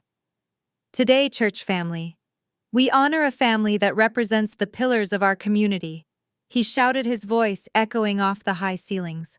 A family that builds, a family that gives back, a family that shows us what Black excellence looks like. Please welcome the Price family. The congregation erupted in thunderous applause. People stood up cheering. My parents stood up beaming, waving to the crowd like royalty. They walked up the stairs to the stage, followed by Trey and Brittany. They stood in a line holding hands, a portrait of unity.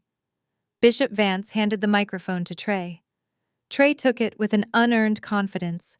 He stepped forward, basking in the spotlight. He looked out at the sea of faces, thousands of people looking up to him as a success story. Praise God. Trey said, his voice smooth and practiced. Building a business is not just about profits. It is about integrity.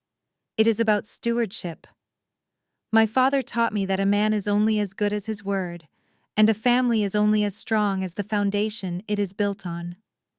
We built Price Ventures on honesty. We built it on hard work, and we built it for this community. I watched from the back, my finger hovering over my iPad screen. The irony was so thick I could taste it like bile. Integrity, stewardship, foundation. Every word out of his mouth was a lie. He was standing there in a suit bought with credit, celebrating a company that had failed 5 years ago, praised by a father who had forged his own daughter's signature to cover their tracks. They were stealing admiration, just like they stole my money. I tapped the screen, syncing my device with the main projector feed.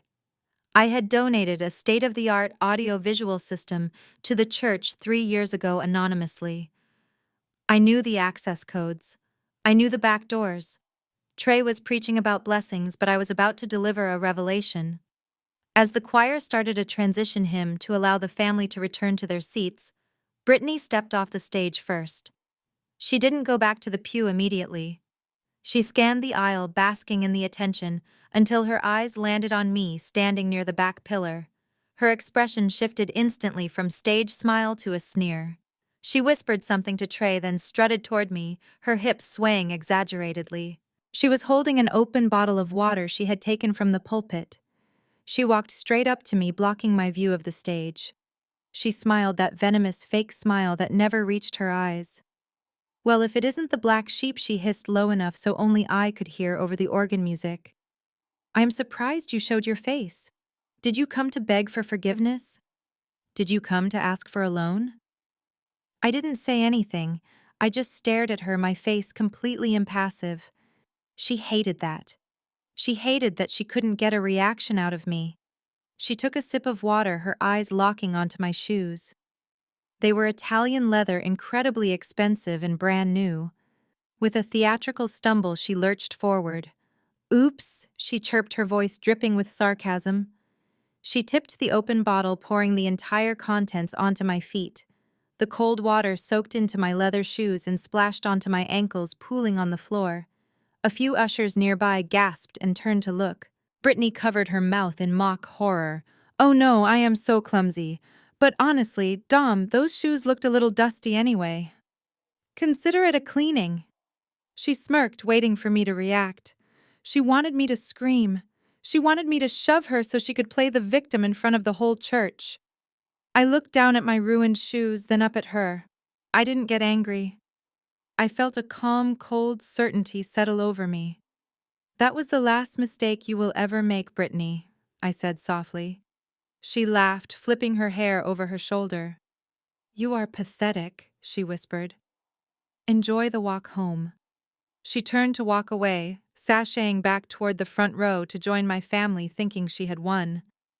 She had no idea. She thought water on my shoes was a tragedy. She didn't know a tsunami was about to hit. I raised my iPad. The connection was secure. The file was loaded. I watched her sit down next to Trey, watched them lean in and whisper and giggle. I took a deep breath. It was time to testify. The silence in the sanctuary was absolute as Trey paused for dramatic effect. He gripped the podium, a single bead of sweat trickling down his temple, glistening under the stage lights. He opened his mouth to deliver his closing line about the sanctity of financial independence, but the words never came out. Instead, a loud metallic grinding noise erupted from outside the heavy oak doors of the church. It sounded like a chain being dragged across pavement, followed by the distinct high-pitched beep of a heavy-duty truck backing up. The congregation stirred, heads turning toward the entrance. Bishop Vance looked confused, signaling for the ushers to check the noise, but before they could move, the double doors at the back of the sanctuary flew open with a violent bang. A shaft of blinding sunlight cut through the dim, reverent atmosphere of the church. Silhouette against the light were two large men wearing neon yellow safety vests and tool belts. They did not look like worshippers. They looked like trouble. The music stopped. The whispering began.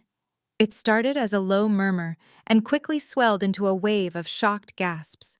The lead man, a burly guy with a clipboard and a no-nonsense expression, marched right down the center aisle. His heavy work boots clomped loudly on the marble floor, a stark contrast to the delicate clicking of Sunday heels. He didn't look at the cross.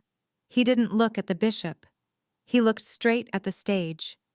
"Is there a Trey Price present?" The man bellowed, his voice echoing off the vaulted ceilings without the need for a microphone. Trey froze. The confident smile he had worn all morning vanished, replaced by a look of sheer terror. My father Otis stood up abruptly, his face turning a deep shade of purple. "This is a house of God!" Otis shouted, pointing a shaking finger at the intruder. "How dare you interrupt this service? Who do you think you are?" "I am the guy with the court order," the repo man replied, not slowing his pace. "We have a writ of immediate repossession for a 2023 Tesla Model X license plate, PRICE1. The vehicle is blocked in by a Porsche, and since we cannot locate the owner of the Porsche, we are going to need the keys to the Tesla to move it, or we are dragging it out onto the street." The entire church gasped in unison. The entrepreneurial family of the year was getting their car repossessed in the middle of the service. I watched from the back, leaning against the sound booth. I could see the color draining from my mother's face. She grabbed her chest, looking like she might faint. This was the nightmare scenario. The facade they had spent decades building was cracking wide open in front of the very people they tried so hard to impress. Trey stammered into the microphone, which was unfortunately still on. This is a mistake. There must be a misunderstanding. My father paid that off. Tell them, Dad. Tell them it is paid." Otis scrambled to the edge of the stage, trying to intercept the repo man before he reached the pulpit. "You listen to me," Otis hissed, though his voice carried to the front rows. "We spoke to the bank. We arranged payment. This is harassment. I will sue you. I will sue your company. I know the manager at the branch." The repo man stopped and looked at his clipboard, looking bored. He flipped a page. "Sir, I do not work for the bank. The bank does not own this note anymore. This debt was sold yesterday as a distressed asset. The new creditor has exercised the acceleration clause. That means the full balance is due immediately, not just the missed payments. Since we did not receive the full $85,000 by 9 a.m. this morning, the asset is forfeit. Trey looked at Otis. Otis looked at Trey. Then both of them looked at the congregation, forcing terrified smiles.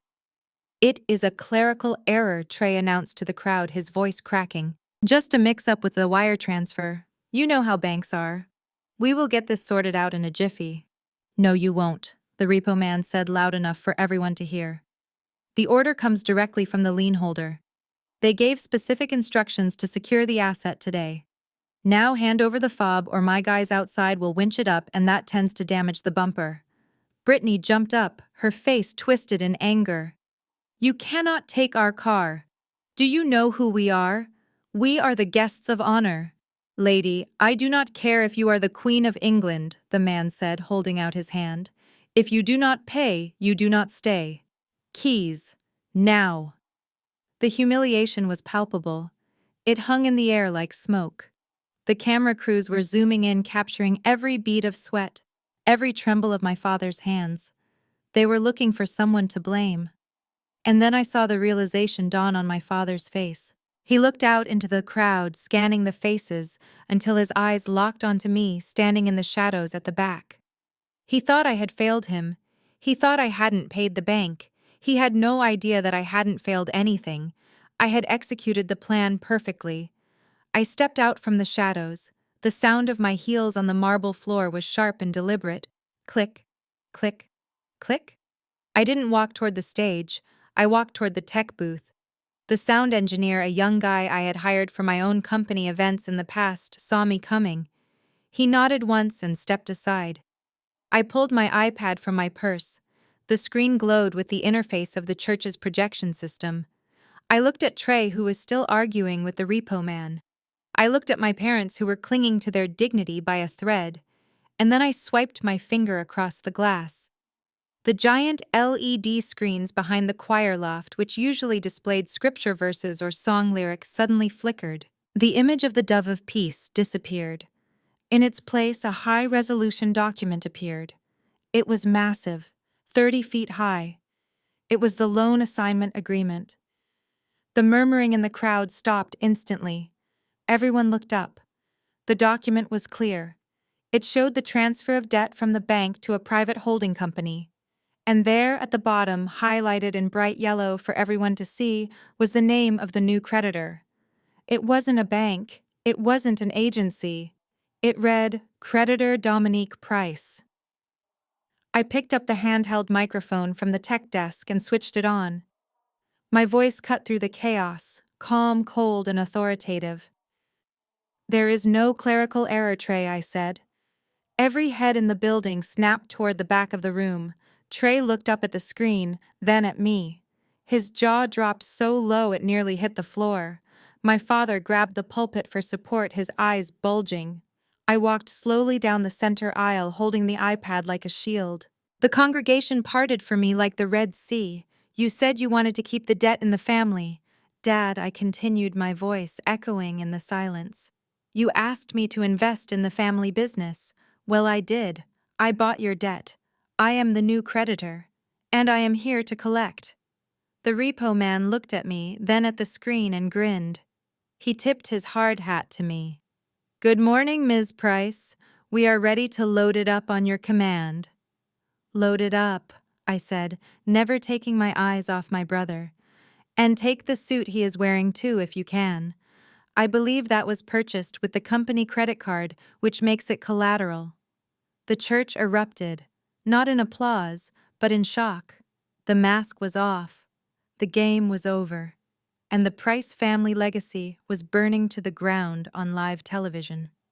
The image on the giant LED screen behind the pulpit flickered, dissolving the projection of the loan assignment. In its place, a new document appeared, magnified to a size that made it impossible to ignore. It was the original promissory note from 5 years ago, the one that had started this entire spiral of debt and deceit. The resolution was crystal clear. Every pixel sharpened the black ink against the white paper. The congregation stared up at the screen, their necks craning, their eyes wide. I tapped the screen of my iPad, zooming in on the signature line at the bottom of the document. The image on the wall followed my command, blowing up the handwriting until it was 10 feet tall. There, scrawled in blue ink, was the name Dominique Price. Next to it was the date, June 12th, 5 years ago. I let the image hang there for a moment, letting the silence in the room grow heavy and suffocating. Then I swiped to the next slide. It was a photograph of my passport stamped with an entry visa for the United Kingdom, dated June 10th of the same year.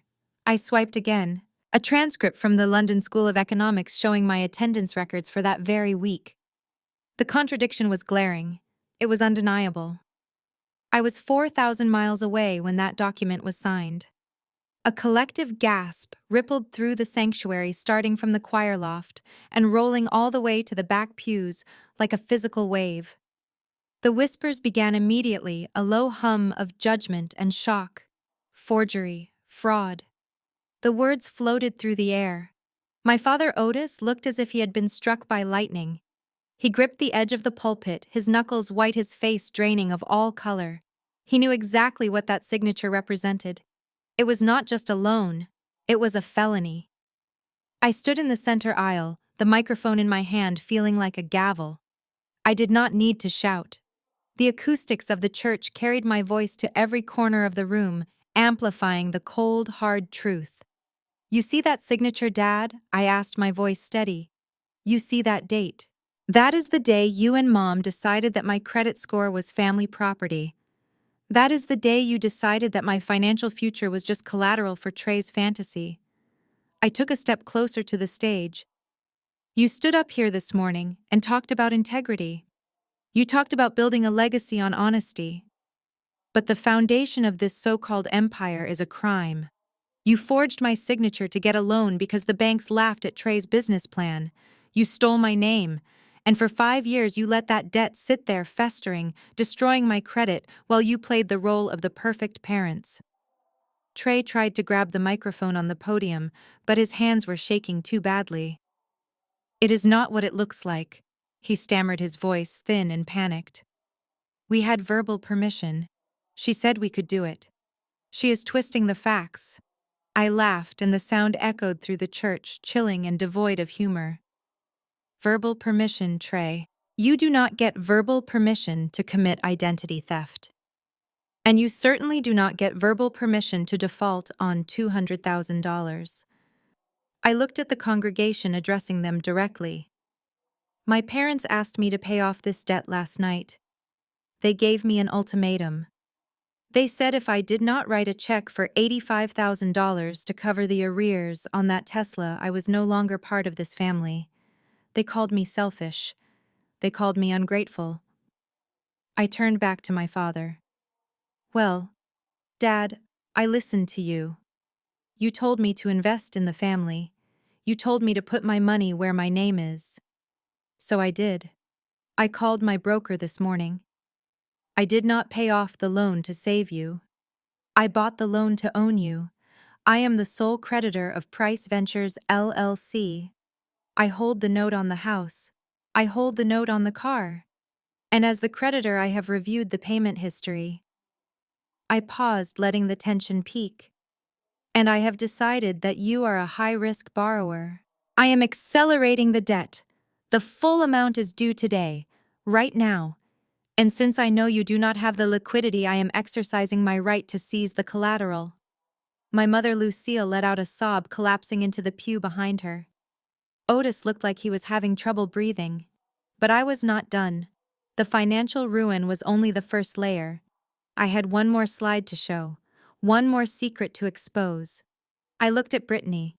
She was sitting next to Trey, looking pale but still defiant, clutching her limited edition Hermes Birkin bag like a shield. She was the one who had mocked my clothes. She was the one who had poured water on my shoes moments ago. She was the one who thought she was better than me because she married the golden child. I tapped the iPad again. The screen changed. The loan document disappeared, replaced by a spreadsheet. It was the transaction history for the Price Ventures business account. The account that was supposed to be used for software development, marketing, and office space. Let us look at where the money went, shall we? I said, my voice dripping with mock curiosity. Because according to Trey, this money was for a revolutionary tech startup. I highlighted a series of transactions. The text on the screen was massive. Saks Fifth Avenue, $5,000. Ritz-Carlton Buckhead, 3 nights, $2,000. Hermes Paris, $12,000. I pointed to the screen. That looks like a very expensive business trip, Trey. But wait, there is more. I swiped again. This time it wasn't just numbers. It was a series of screenshots. They were text messages recovered from the company phone records, which, as the owner of the debt and the company assets, I now had legal access to. The messages were displayed in bubbles on the 30-foot screen. Contact name Porsche, not the car. Message. Thanks for the weekend, baby. The hotel was amazing. When are you going to leave her? Reply from Trey soon. Just need to get the next loan from my parents. She is annoying me about the baby. I need space. The church went deathly silent. You could hear a pin drop. Then a collective gasp of horror sucked the air out of the room. I looked at Brittany. Her eyes were glued to the screen. She read the messages. She saw the dates. They matched the dates of the hotel charges. She saw the reference to leaving her. She saw the insult about their child. Her face crumbled. The arrogant, smug mask she had worn for years disintegrated in an instant. She looked down at the Hermes bag in her lap. The bag that she thought was a symbol of her husband's success. The bag she had flaunted in my face. Now she knew. It wasn't bought with profits. It was bought with stolen money by a husband who was sleeping with a woman named Porsche in a hotel room paid for by fraud. I spoke into the microphone, my voice soft now, almost gentle but carrying a lethal weight. That bag you are holding, Brittany, it is technically company property. It was purchased with embezzled funds. So when the repo men are done with the car, you might want to hand that over too, unless you want to be named as an accessory to fraud in the lawsuit I am filing tomorrow. Brittany let out a scream. It was a primal, shattered sound. She stood up and turned to Trey, swinging the heavy leather bag with all her might. She struck him across the face, the metal buckle catching him on the cheek. "You liar!" she shrieked, hitting him again and again. "You broke, cheating liar!" Chaos erupted. The ushers rushed forward to separate them. The choir members were standing up to get a better look. The cameras were flashing wildly. My father sat with his head in his hands, a broken man. My mother was wailing. I lowered the microphone. I didn't need to say anything else. The presentation was over. I turned around and walked back up the aisle past the shocked faces of the congregation. The repo man was waiting by the door, twirling the keys to the tow truck. He looked at the screen, then at the brawl happening on stage, and then at me. "That was cold, lady," he said, shaking his head with respect. "Ice cold." "It is just business," I said, pushing open the church doors and stepping out into the bright, blinding sunlight. I took a deep breath of fresh air. It tasted like freedom, and it tasted like victory. The sanctuary of Greater Hope Tabernacle had transformed from a place of worship into a gladiator arena. The silence that followed my presentation was shattered by a scream that sounded more like a wounded animal than a human being. Brittany did not just cry, she erupted. The image of the text messages was still glowing on the giant LED screen behind the pulpit, a digital tombstone for her marriage. She looked at the Hermes bag in her lap, the leather that I had just publicly identified as stolen property, and then she looked at Trey. The realization that her entire lifestyle was built on fraud and infidelity snapped something inside her. She lunged at him. It was not a graceful cinematic slap. It was a chaotic, violent attack. Her perfectly manicured nails, the ones she had prioritized over washing dishes, clawed at his face. "You are broke!" she shrieked, her voice cracking with hysteria. "You are broke, and you are cheating on me with some hotel receptionist. I wasted 3 years of my life on you. I thought you were a mogul. You are nothing but a fraud. Trey tried to shield his face, stumbling back against the pulpit. Brittany, stop, everyone is watching. He pleaded, his voice muffled by his hands. But Brittany did not care about the audience anymore. The illusion was gone. She swung her heavy purse, hitting him square in the shoulder. The crowd gasped, phones raised high to capture every second of the meltdown. The entrepreneurial family of the year was tearing itself apart on live stream. Brittany stopped panting, her hair wild, her makeup smeared. She looked down at her left hand. The diamond ring on her finger, likely paid for with another defaulted loan, sparkled under the stage lights. She ripped it off her finger. It got stuck for a second on her knuckle, and she yanked it with such force I thought she might break the bone. She threw it at Trey. The ring hit him in the chest and bounced onto the marble floor with a hollow, tinkling sound. "I am done!" she screamed, pointing a shaking finger at him. "I am calling a divorce lawyer, and I am taking the jewelry. You can keep your debt and your fake company.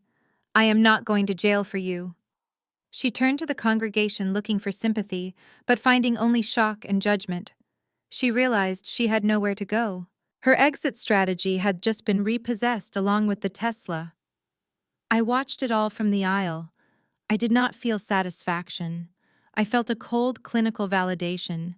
This was the inevitable result of a relationship based on transaction rather than love. When the money ran out, the loyalty evaporated instantly. Trey was left standing alone on the stage, scratched, humiliated, and abandoned, looking smaller than I had ever seen him. Then the drama shifted. My father, Otis, who had been gripping the podium for support, suddenly let out a strangled gasp. His face, which had been pale, turned a terrifying shade of gray. He clutched his chest, his knees buckling. It was not a fake faint to escape the situation. I could tell by the way his eyes rolled back that the stress of the moment, the public shame, and the sudden destruction of his ego had triggered a genuine medical episode. He collapsed onto the carpeted steps of the altar.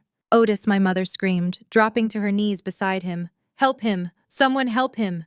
The deacons rushed forward, loosening his tie, checking his pulse. Chaos reigned. People were standing on pews to see. Bishop Vance was calling for a doctor. My mother looked up from her husband's heaving chest, her eyes wild with panic and locked eyes with me. She scrambled to her feet and ran down the steps toward me. She grabbed my arm, her grip surprisingly strong. "Dominique, look what you have done," she cried, tears streaming down her face, ruining her makeup. "You gave him a heart attack. Are you happy now? You are killing him." I looked at her hand on my arm, then at her face. Even now, amidst the wreckage, she was blaming me. She took no responsibility for the forgery, the theft, or the years of lies. In her mind, the crime was not the fraud. The crime was the exposure. "Fix this, Dominique," she begged, her voice dropping to a desperate whisper. "Call off the repo men. Tell everyone it was a joke. Tell them you made a mistake with the slides. We can fix this. We are family. You cannot destroy us like this. We are your flesh and blood." I gently but firmly peeled her fingers off my arm. I stepped back, creating a physical boundary between us.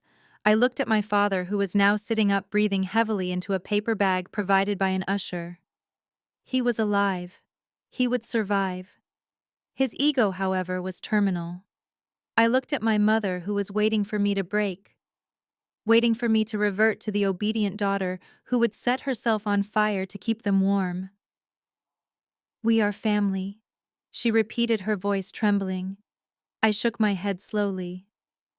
"No, Mom." I said, my voice calm enough to be heard over the murmuring crowd. "Family does not steal from each other. Family does not forge signatures. Family does not leave their daughter on the side of a highway in a smoking car because they are playing golf." I gestured to the stage where Trey was sitting on the floor holding his head and Otis was gasping for air. "That is not a family. That is a failed business partnership. And I just liquidated my assets. You asked me where the family went." I continued, my eyes hard as flint. "The family died the moment Dad handed me those rusted keys in the garage. You told me to handle the junk. Well, I handled it. I threw it out. I turned my back on her. The camera crews were now pointing their lenses at me, sensing that I was the new center of gravity in the room. I straightened my dress, lifted my chin, and began to walk toward the exit. "Where are you going?" my mother screamed after me. "You cannot leave us here. Everyone is watching." I paused at the heavy oak doors. I looked back one last time at the ruin of the Price legacy. I smiled not at them, but at the freedom waiting for me outside. "Smile for the cameras, Lucille," I said. "You always wanted to be famous.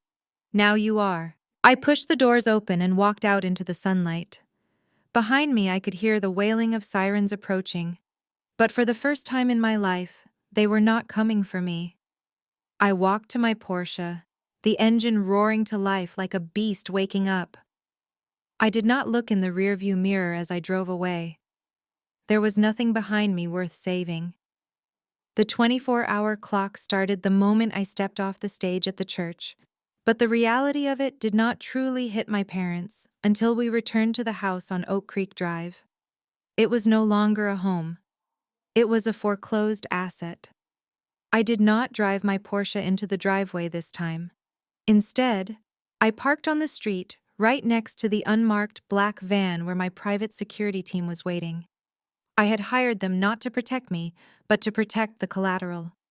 I walked up the driveway flanked by two large men in suits who looked far more professional and intimidating than the repo men at the church. The front door was unlocked. I pushed it open and walked into the foyer. My parents were sitting in the living room still in their church clothes. My father Otis had taken off his jacket and loosened his tie, looking like a man who had just gone 12 rounds in a boxing ring and lost every single one. My mother Lucille was staring blankly at the wall, clutching a tissue that had been shredded into confetti. When they saw me, there was no anger left, just a hollow, terrifying silence. I did not sit down. I stood in the center of the room, checking the time on my watch. "You have exactly 23 hours and 14 minutes left," I announced, my voice echoing off the hardwood floors. "As the holder of the defaulted note, I have initiated the accelerated eviction clause based on the fraud committed to secure the loan. The sheriff deputies will be here at noon tomorrow to place the padlock on the door. Anything left inside at that time becomes my property." My father looked up, his eyes bloodshot. "Dominique, you cannot do this," he croaked, his voice barely a whisper. "We have lived here for 20 years. This is our home. Where are we supposed to go?" I looked at him, feeling absolutely nothing. "I do not know, Otis. Maybe you can stay at a hotel." "Oh wait, you spent all your liquidity on Hermes bags and luxury suites for Trey." I pulled a document from my bag and placed it on the coffee table. "This is a list of approved items you can take. Clothing, personal toiletries, family photos that do not include the antique frames, furniture, electronics, and artwork are all listed as secured collateral in the original loan agreement you signed. They stay here to be liquidated to cover the debt." My mother let out a whimper. "You are taking the furniture. You are taking my china. I am recovering my losses." "Mom," I corrected her. "You signed a contract putting everything in this house up as security for Trey business. You bet the house on him and you lost. Now I suggest you start packing your clothes. You do not have much time, and I will be supervising every box that leaves this house." I walked into the family room just in time to hear the sound of cables being ripped out of the wall. Trey was there, sweating profusely, still wearing his suit trousers and a white undershirt. He was frantically trying to disconnect the 85-inch flat-screen television mounted above the fireplace. He had already stacked a PlayStation 5, a high-end soundbar, and a box of designer sneakers by the back door. He looked like a looter in his own home. He grunted, struggling to lift the massive TV off its bracket. "I am not leaving this," he muttered to himself. "I paid for this." "Actually, you did not," I said, leaning against the door frame. "The company paid for that TV. I saw the receipt in the audit. It was listed as office equipment.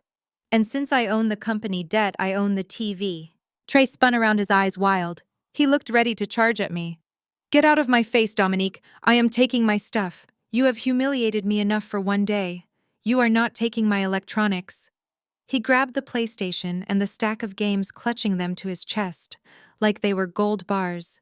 He made a move toward the patio door. "Gentlemen," I said calmly. The two security guards I had brought with me stepped into the room, blocking the exit. They were both over 6 feet tall and built like linebackers. Trey skidded to a halt, looking from the guards to me. "Put it down, Trey," the guard on the left said. His voice was deep and brokered no argument. "That is secured property." Trey looked at the guards, then down at the console in his hands. He was trembling. For a moment I thought he might try to fight them, but the cowardice that defined his entire life took over. He realized he was physically outmatched, just as he had been financially outmatched. "This is illegal," he spat, but he lowered the PlayStation onto the coffee table. "You are a thief." I walked over and picked up the console. No tray. A thief is someone who forges their sister's signature. A thief is someone who uses business loans to pay for a mistress. I am just the repo man. Now step away from the electronics. The only thing you are leaving here with is the clothes on your back and whatever fits in a garbage bag, and I suggest you hurry. The clock is ticking. By evening, the house on Oak Creek Drive looked like a war zone. The expensive rugs were rolled up, the curtains were drawn, the air conditioning had been turned off to save electricity, making the house stiflingly hot. My parents, the pillars of the community, the couple who had walked into church that morning like royalty, were now on their knees in their bedroom.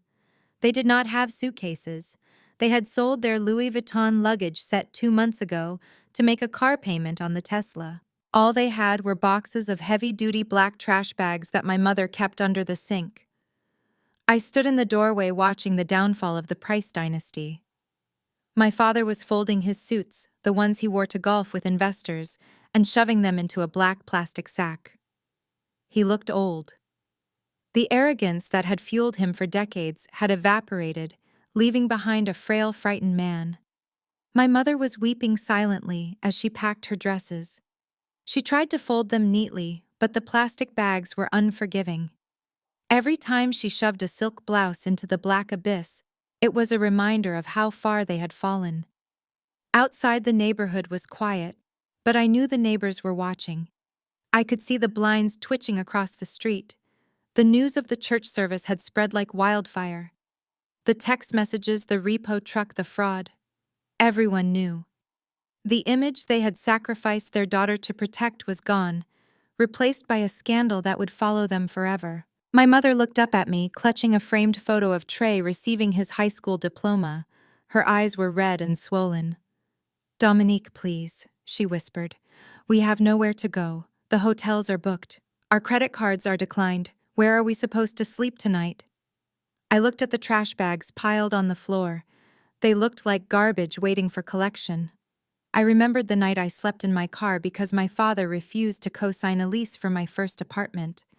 I remembered the way they looked at me when they handed me the keys to the rusted Ford.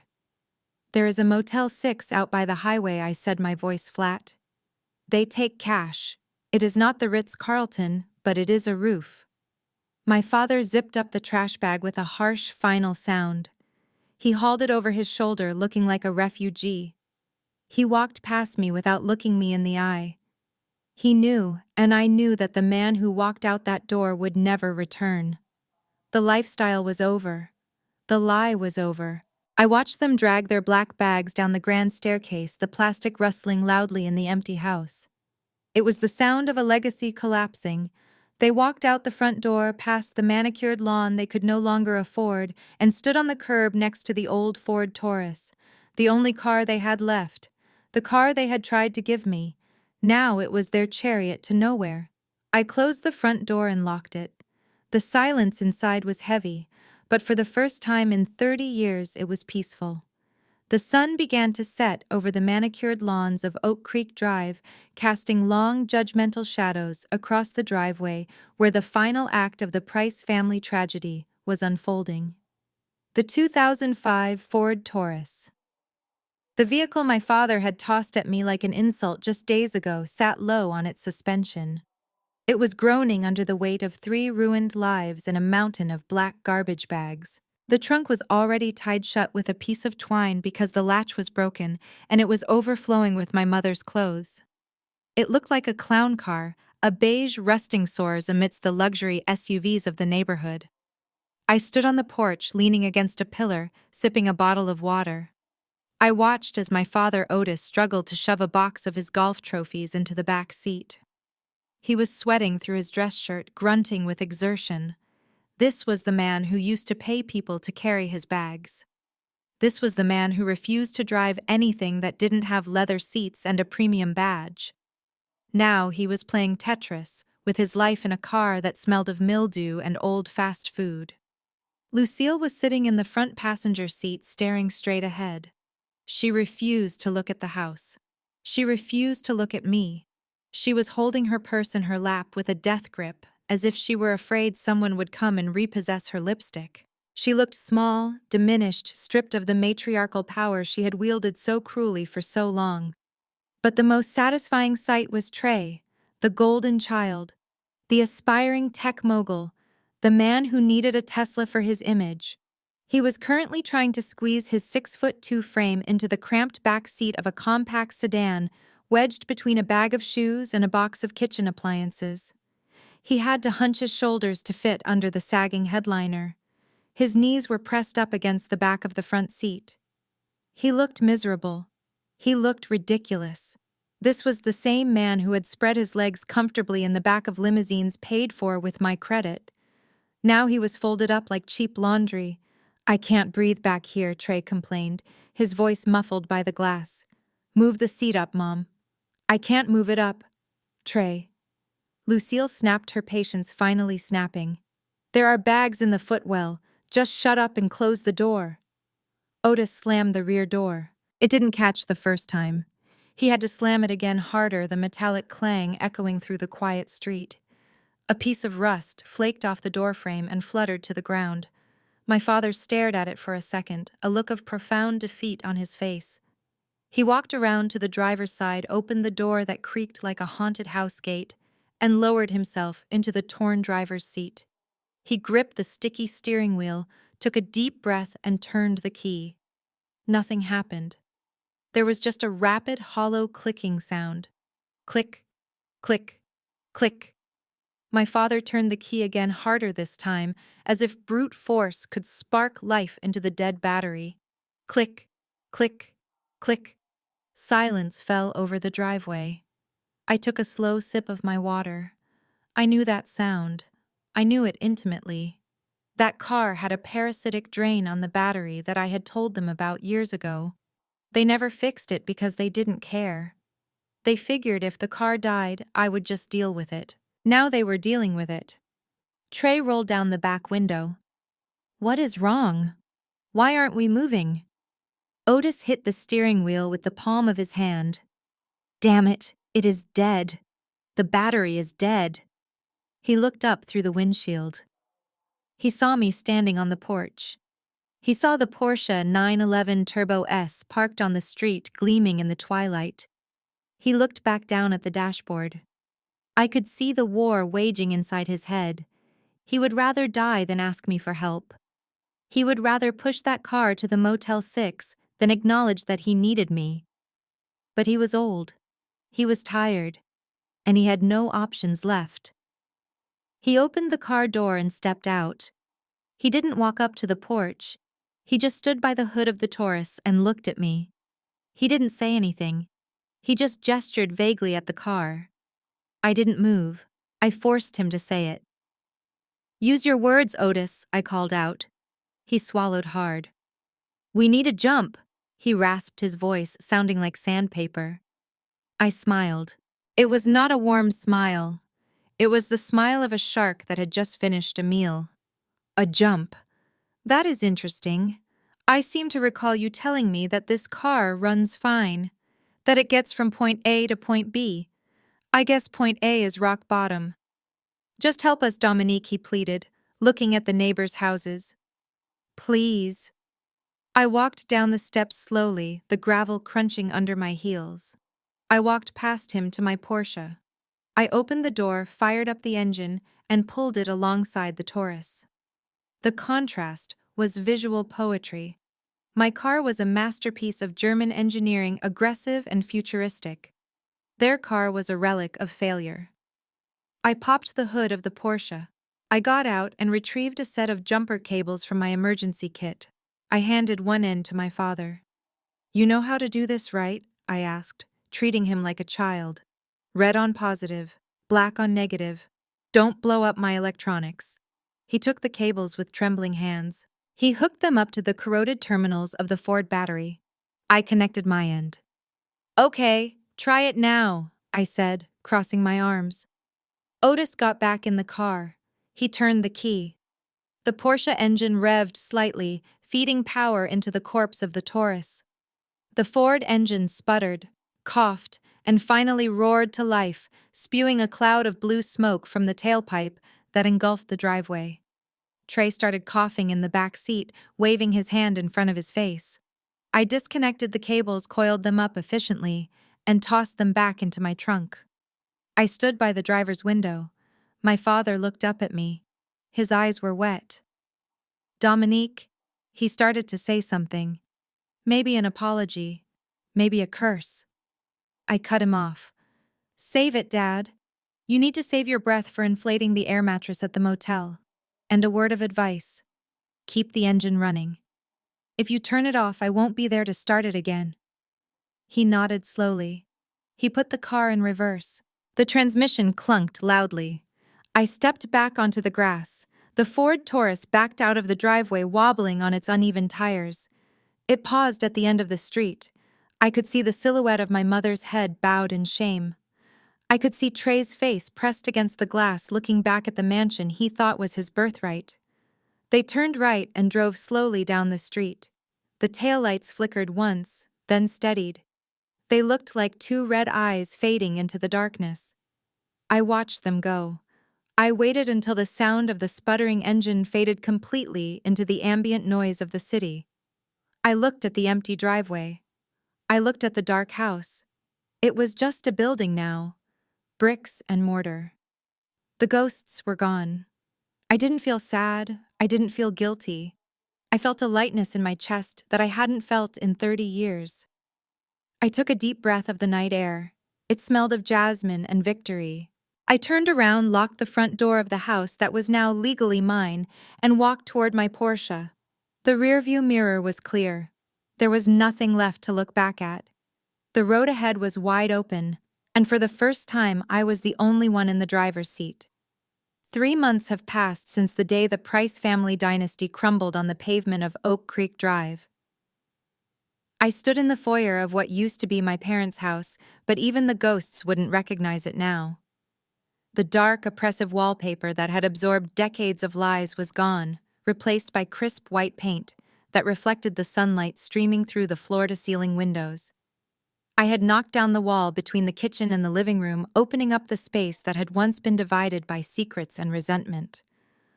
Above the reception desk, a sleek brushed metal sign read Price Capital. I walked through the open concept office, the heels of my Louboutins clicking rhythmically on the refinished hardwood floors.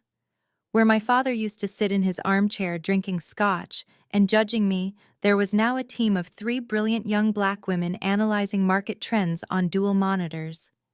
I had turned the house that was used to fake wealth into a headquarters for building real generational wealth. I stopped by the window where I used to watch my brother wash his car. The driveway was empty, save for my Porsche. The grass was green, not because of a landscaping service I couldn't afford, but because I watered it myself. It was a symbol of tending to my own garden. My assistant, a sharp girl named Maya from Spelman College, looked up from her desk. "Ms. Price, the contractors finished the basement renovation. The mentorship center is ready for the grand opening." I smiled. The basement where I used to hide from my mother's criticism was now a classroom to teach financial literacy to underprivileged girls. I had repurposed the pain. I had flipped the asset. The house that was once a liability on my soul was now the highest yielding investment in my portfolio. It was no longer a monument to the Price family image. It was a testament to my reality. My phone buzzed on the glass conference table. The screen displayed an unknown number. I usually let these go to voicemail, but something told me to answer. I swiped right and held the phone to my ear. Hello, this is Dominique. There was a pause on the other end, filled with the loud, rushing sound of high-pressure water and the mechanical whir of machinery. Dom, is that you? The voice was rough, desperate, and vaguely familiar, like a song I used to hate but hadn't heard in years. It was Trey. I did not say anything. I just listened to the background noise. Dom, please do not hang up, he pleaded, his voice cracking. I am at the Quick Shine car wash off Memorial Drive. I am working the drying line. Look, it is humiliating. My hands are raw. My back is killing me. I just need a little help. Just a bridge loan like old times. I leaned back in my ergonomic chair, looking out at the skyline. A bridge loan. He was still using the buzzwords even while wiping down rims for minimum wage. I need $500, Dom, he rushed on. Just for rent. I am staying in a weekly motel and they are going to lock me out tonight if I do not pay. Mom and Dad are at a shelter, they cannot help me. I promise I will pay you back. I have a new idea for an app, I just need time to code it. We are family, Dom. You cannot let your big brother sleep on the street. I closed my eyes for a second, remembering the way he looked in the back of the limousines, the way he looked when he mocked my Ford Taurus. I remembered him stealing the money meant for my future to buy a purse for a woman who left him the second he went broke.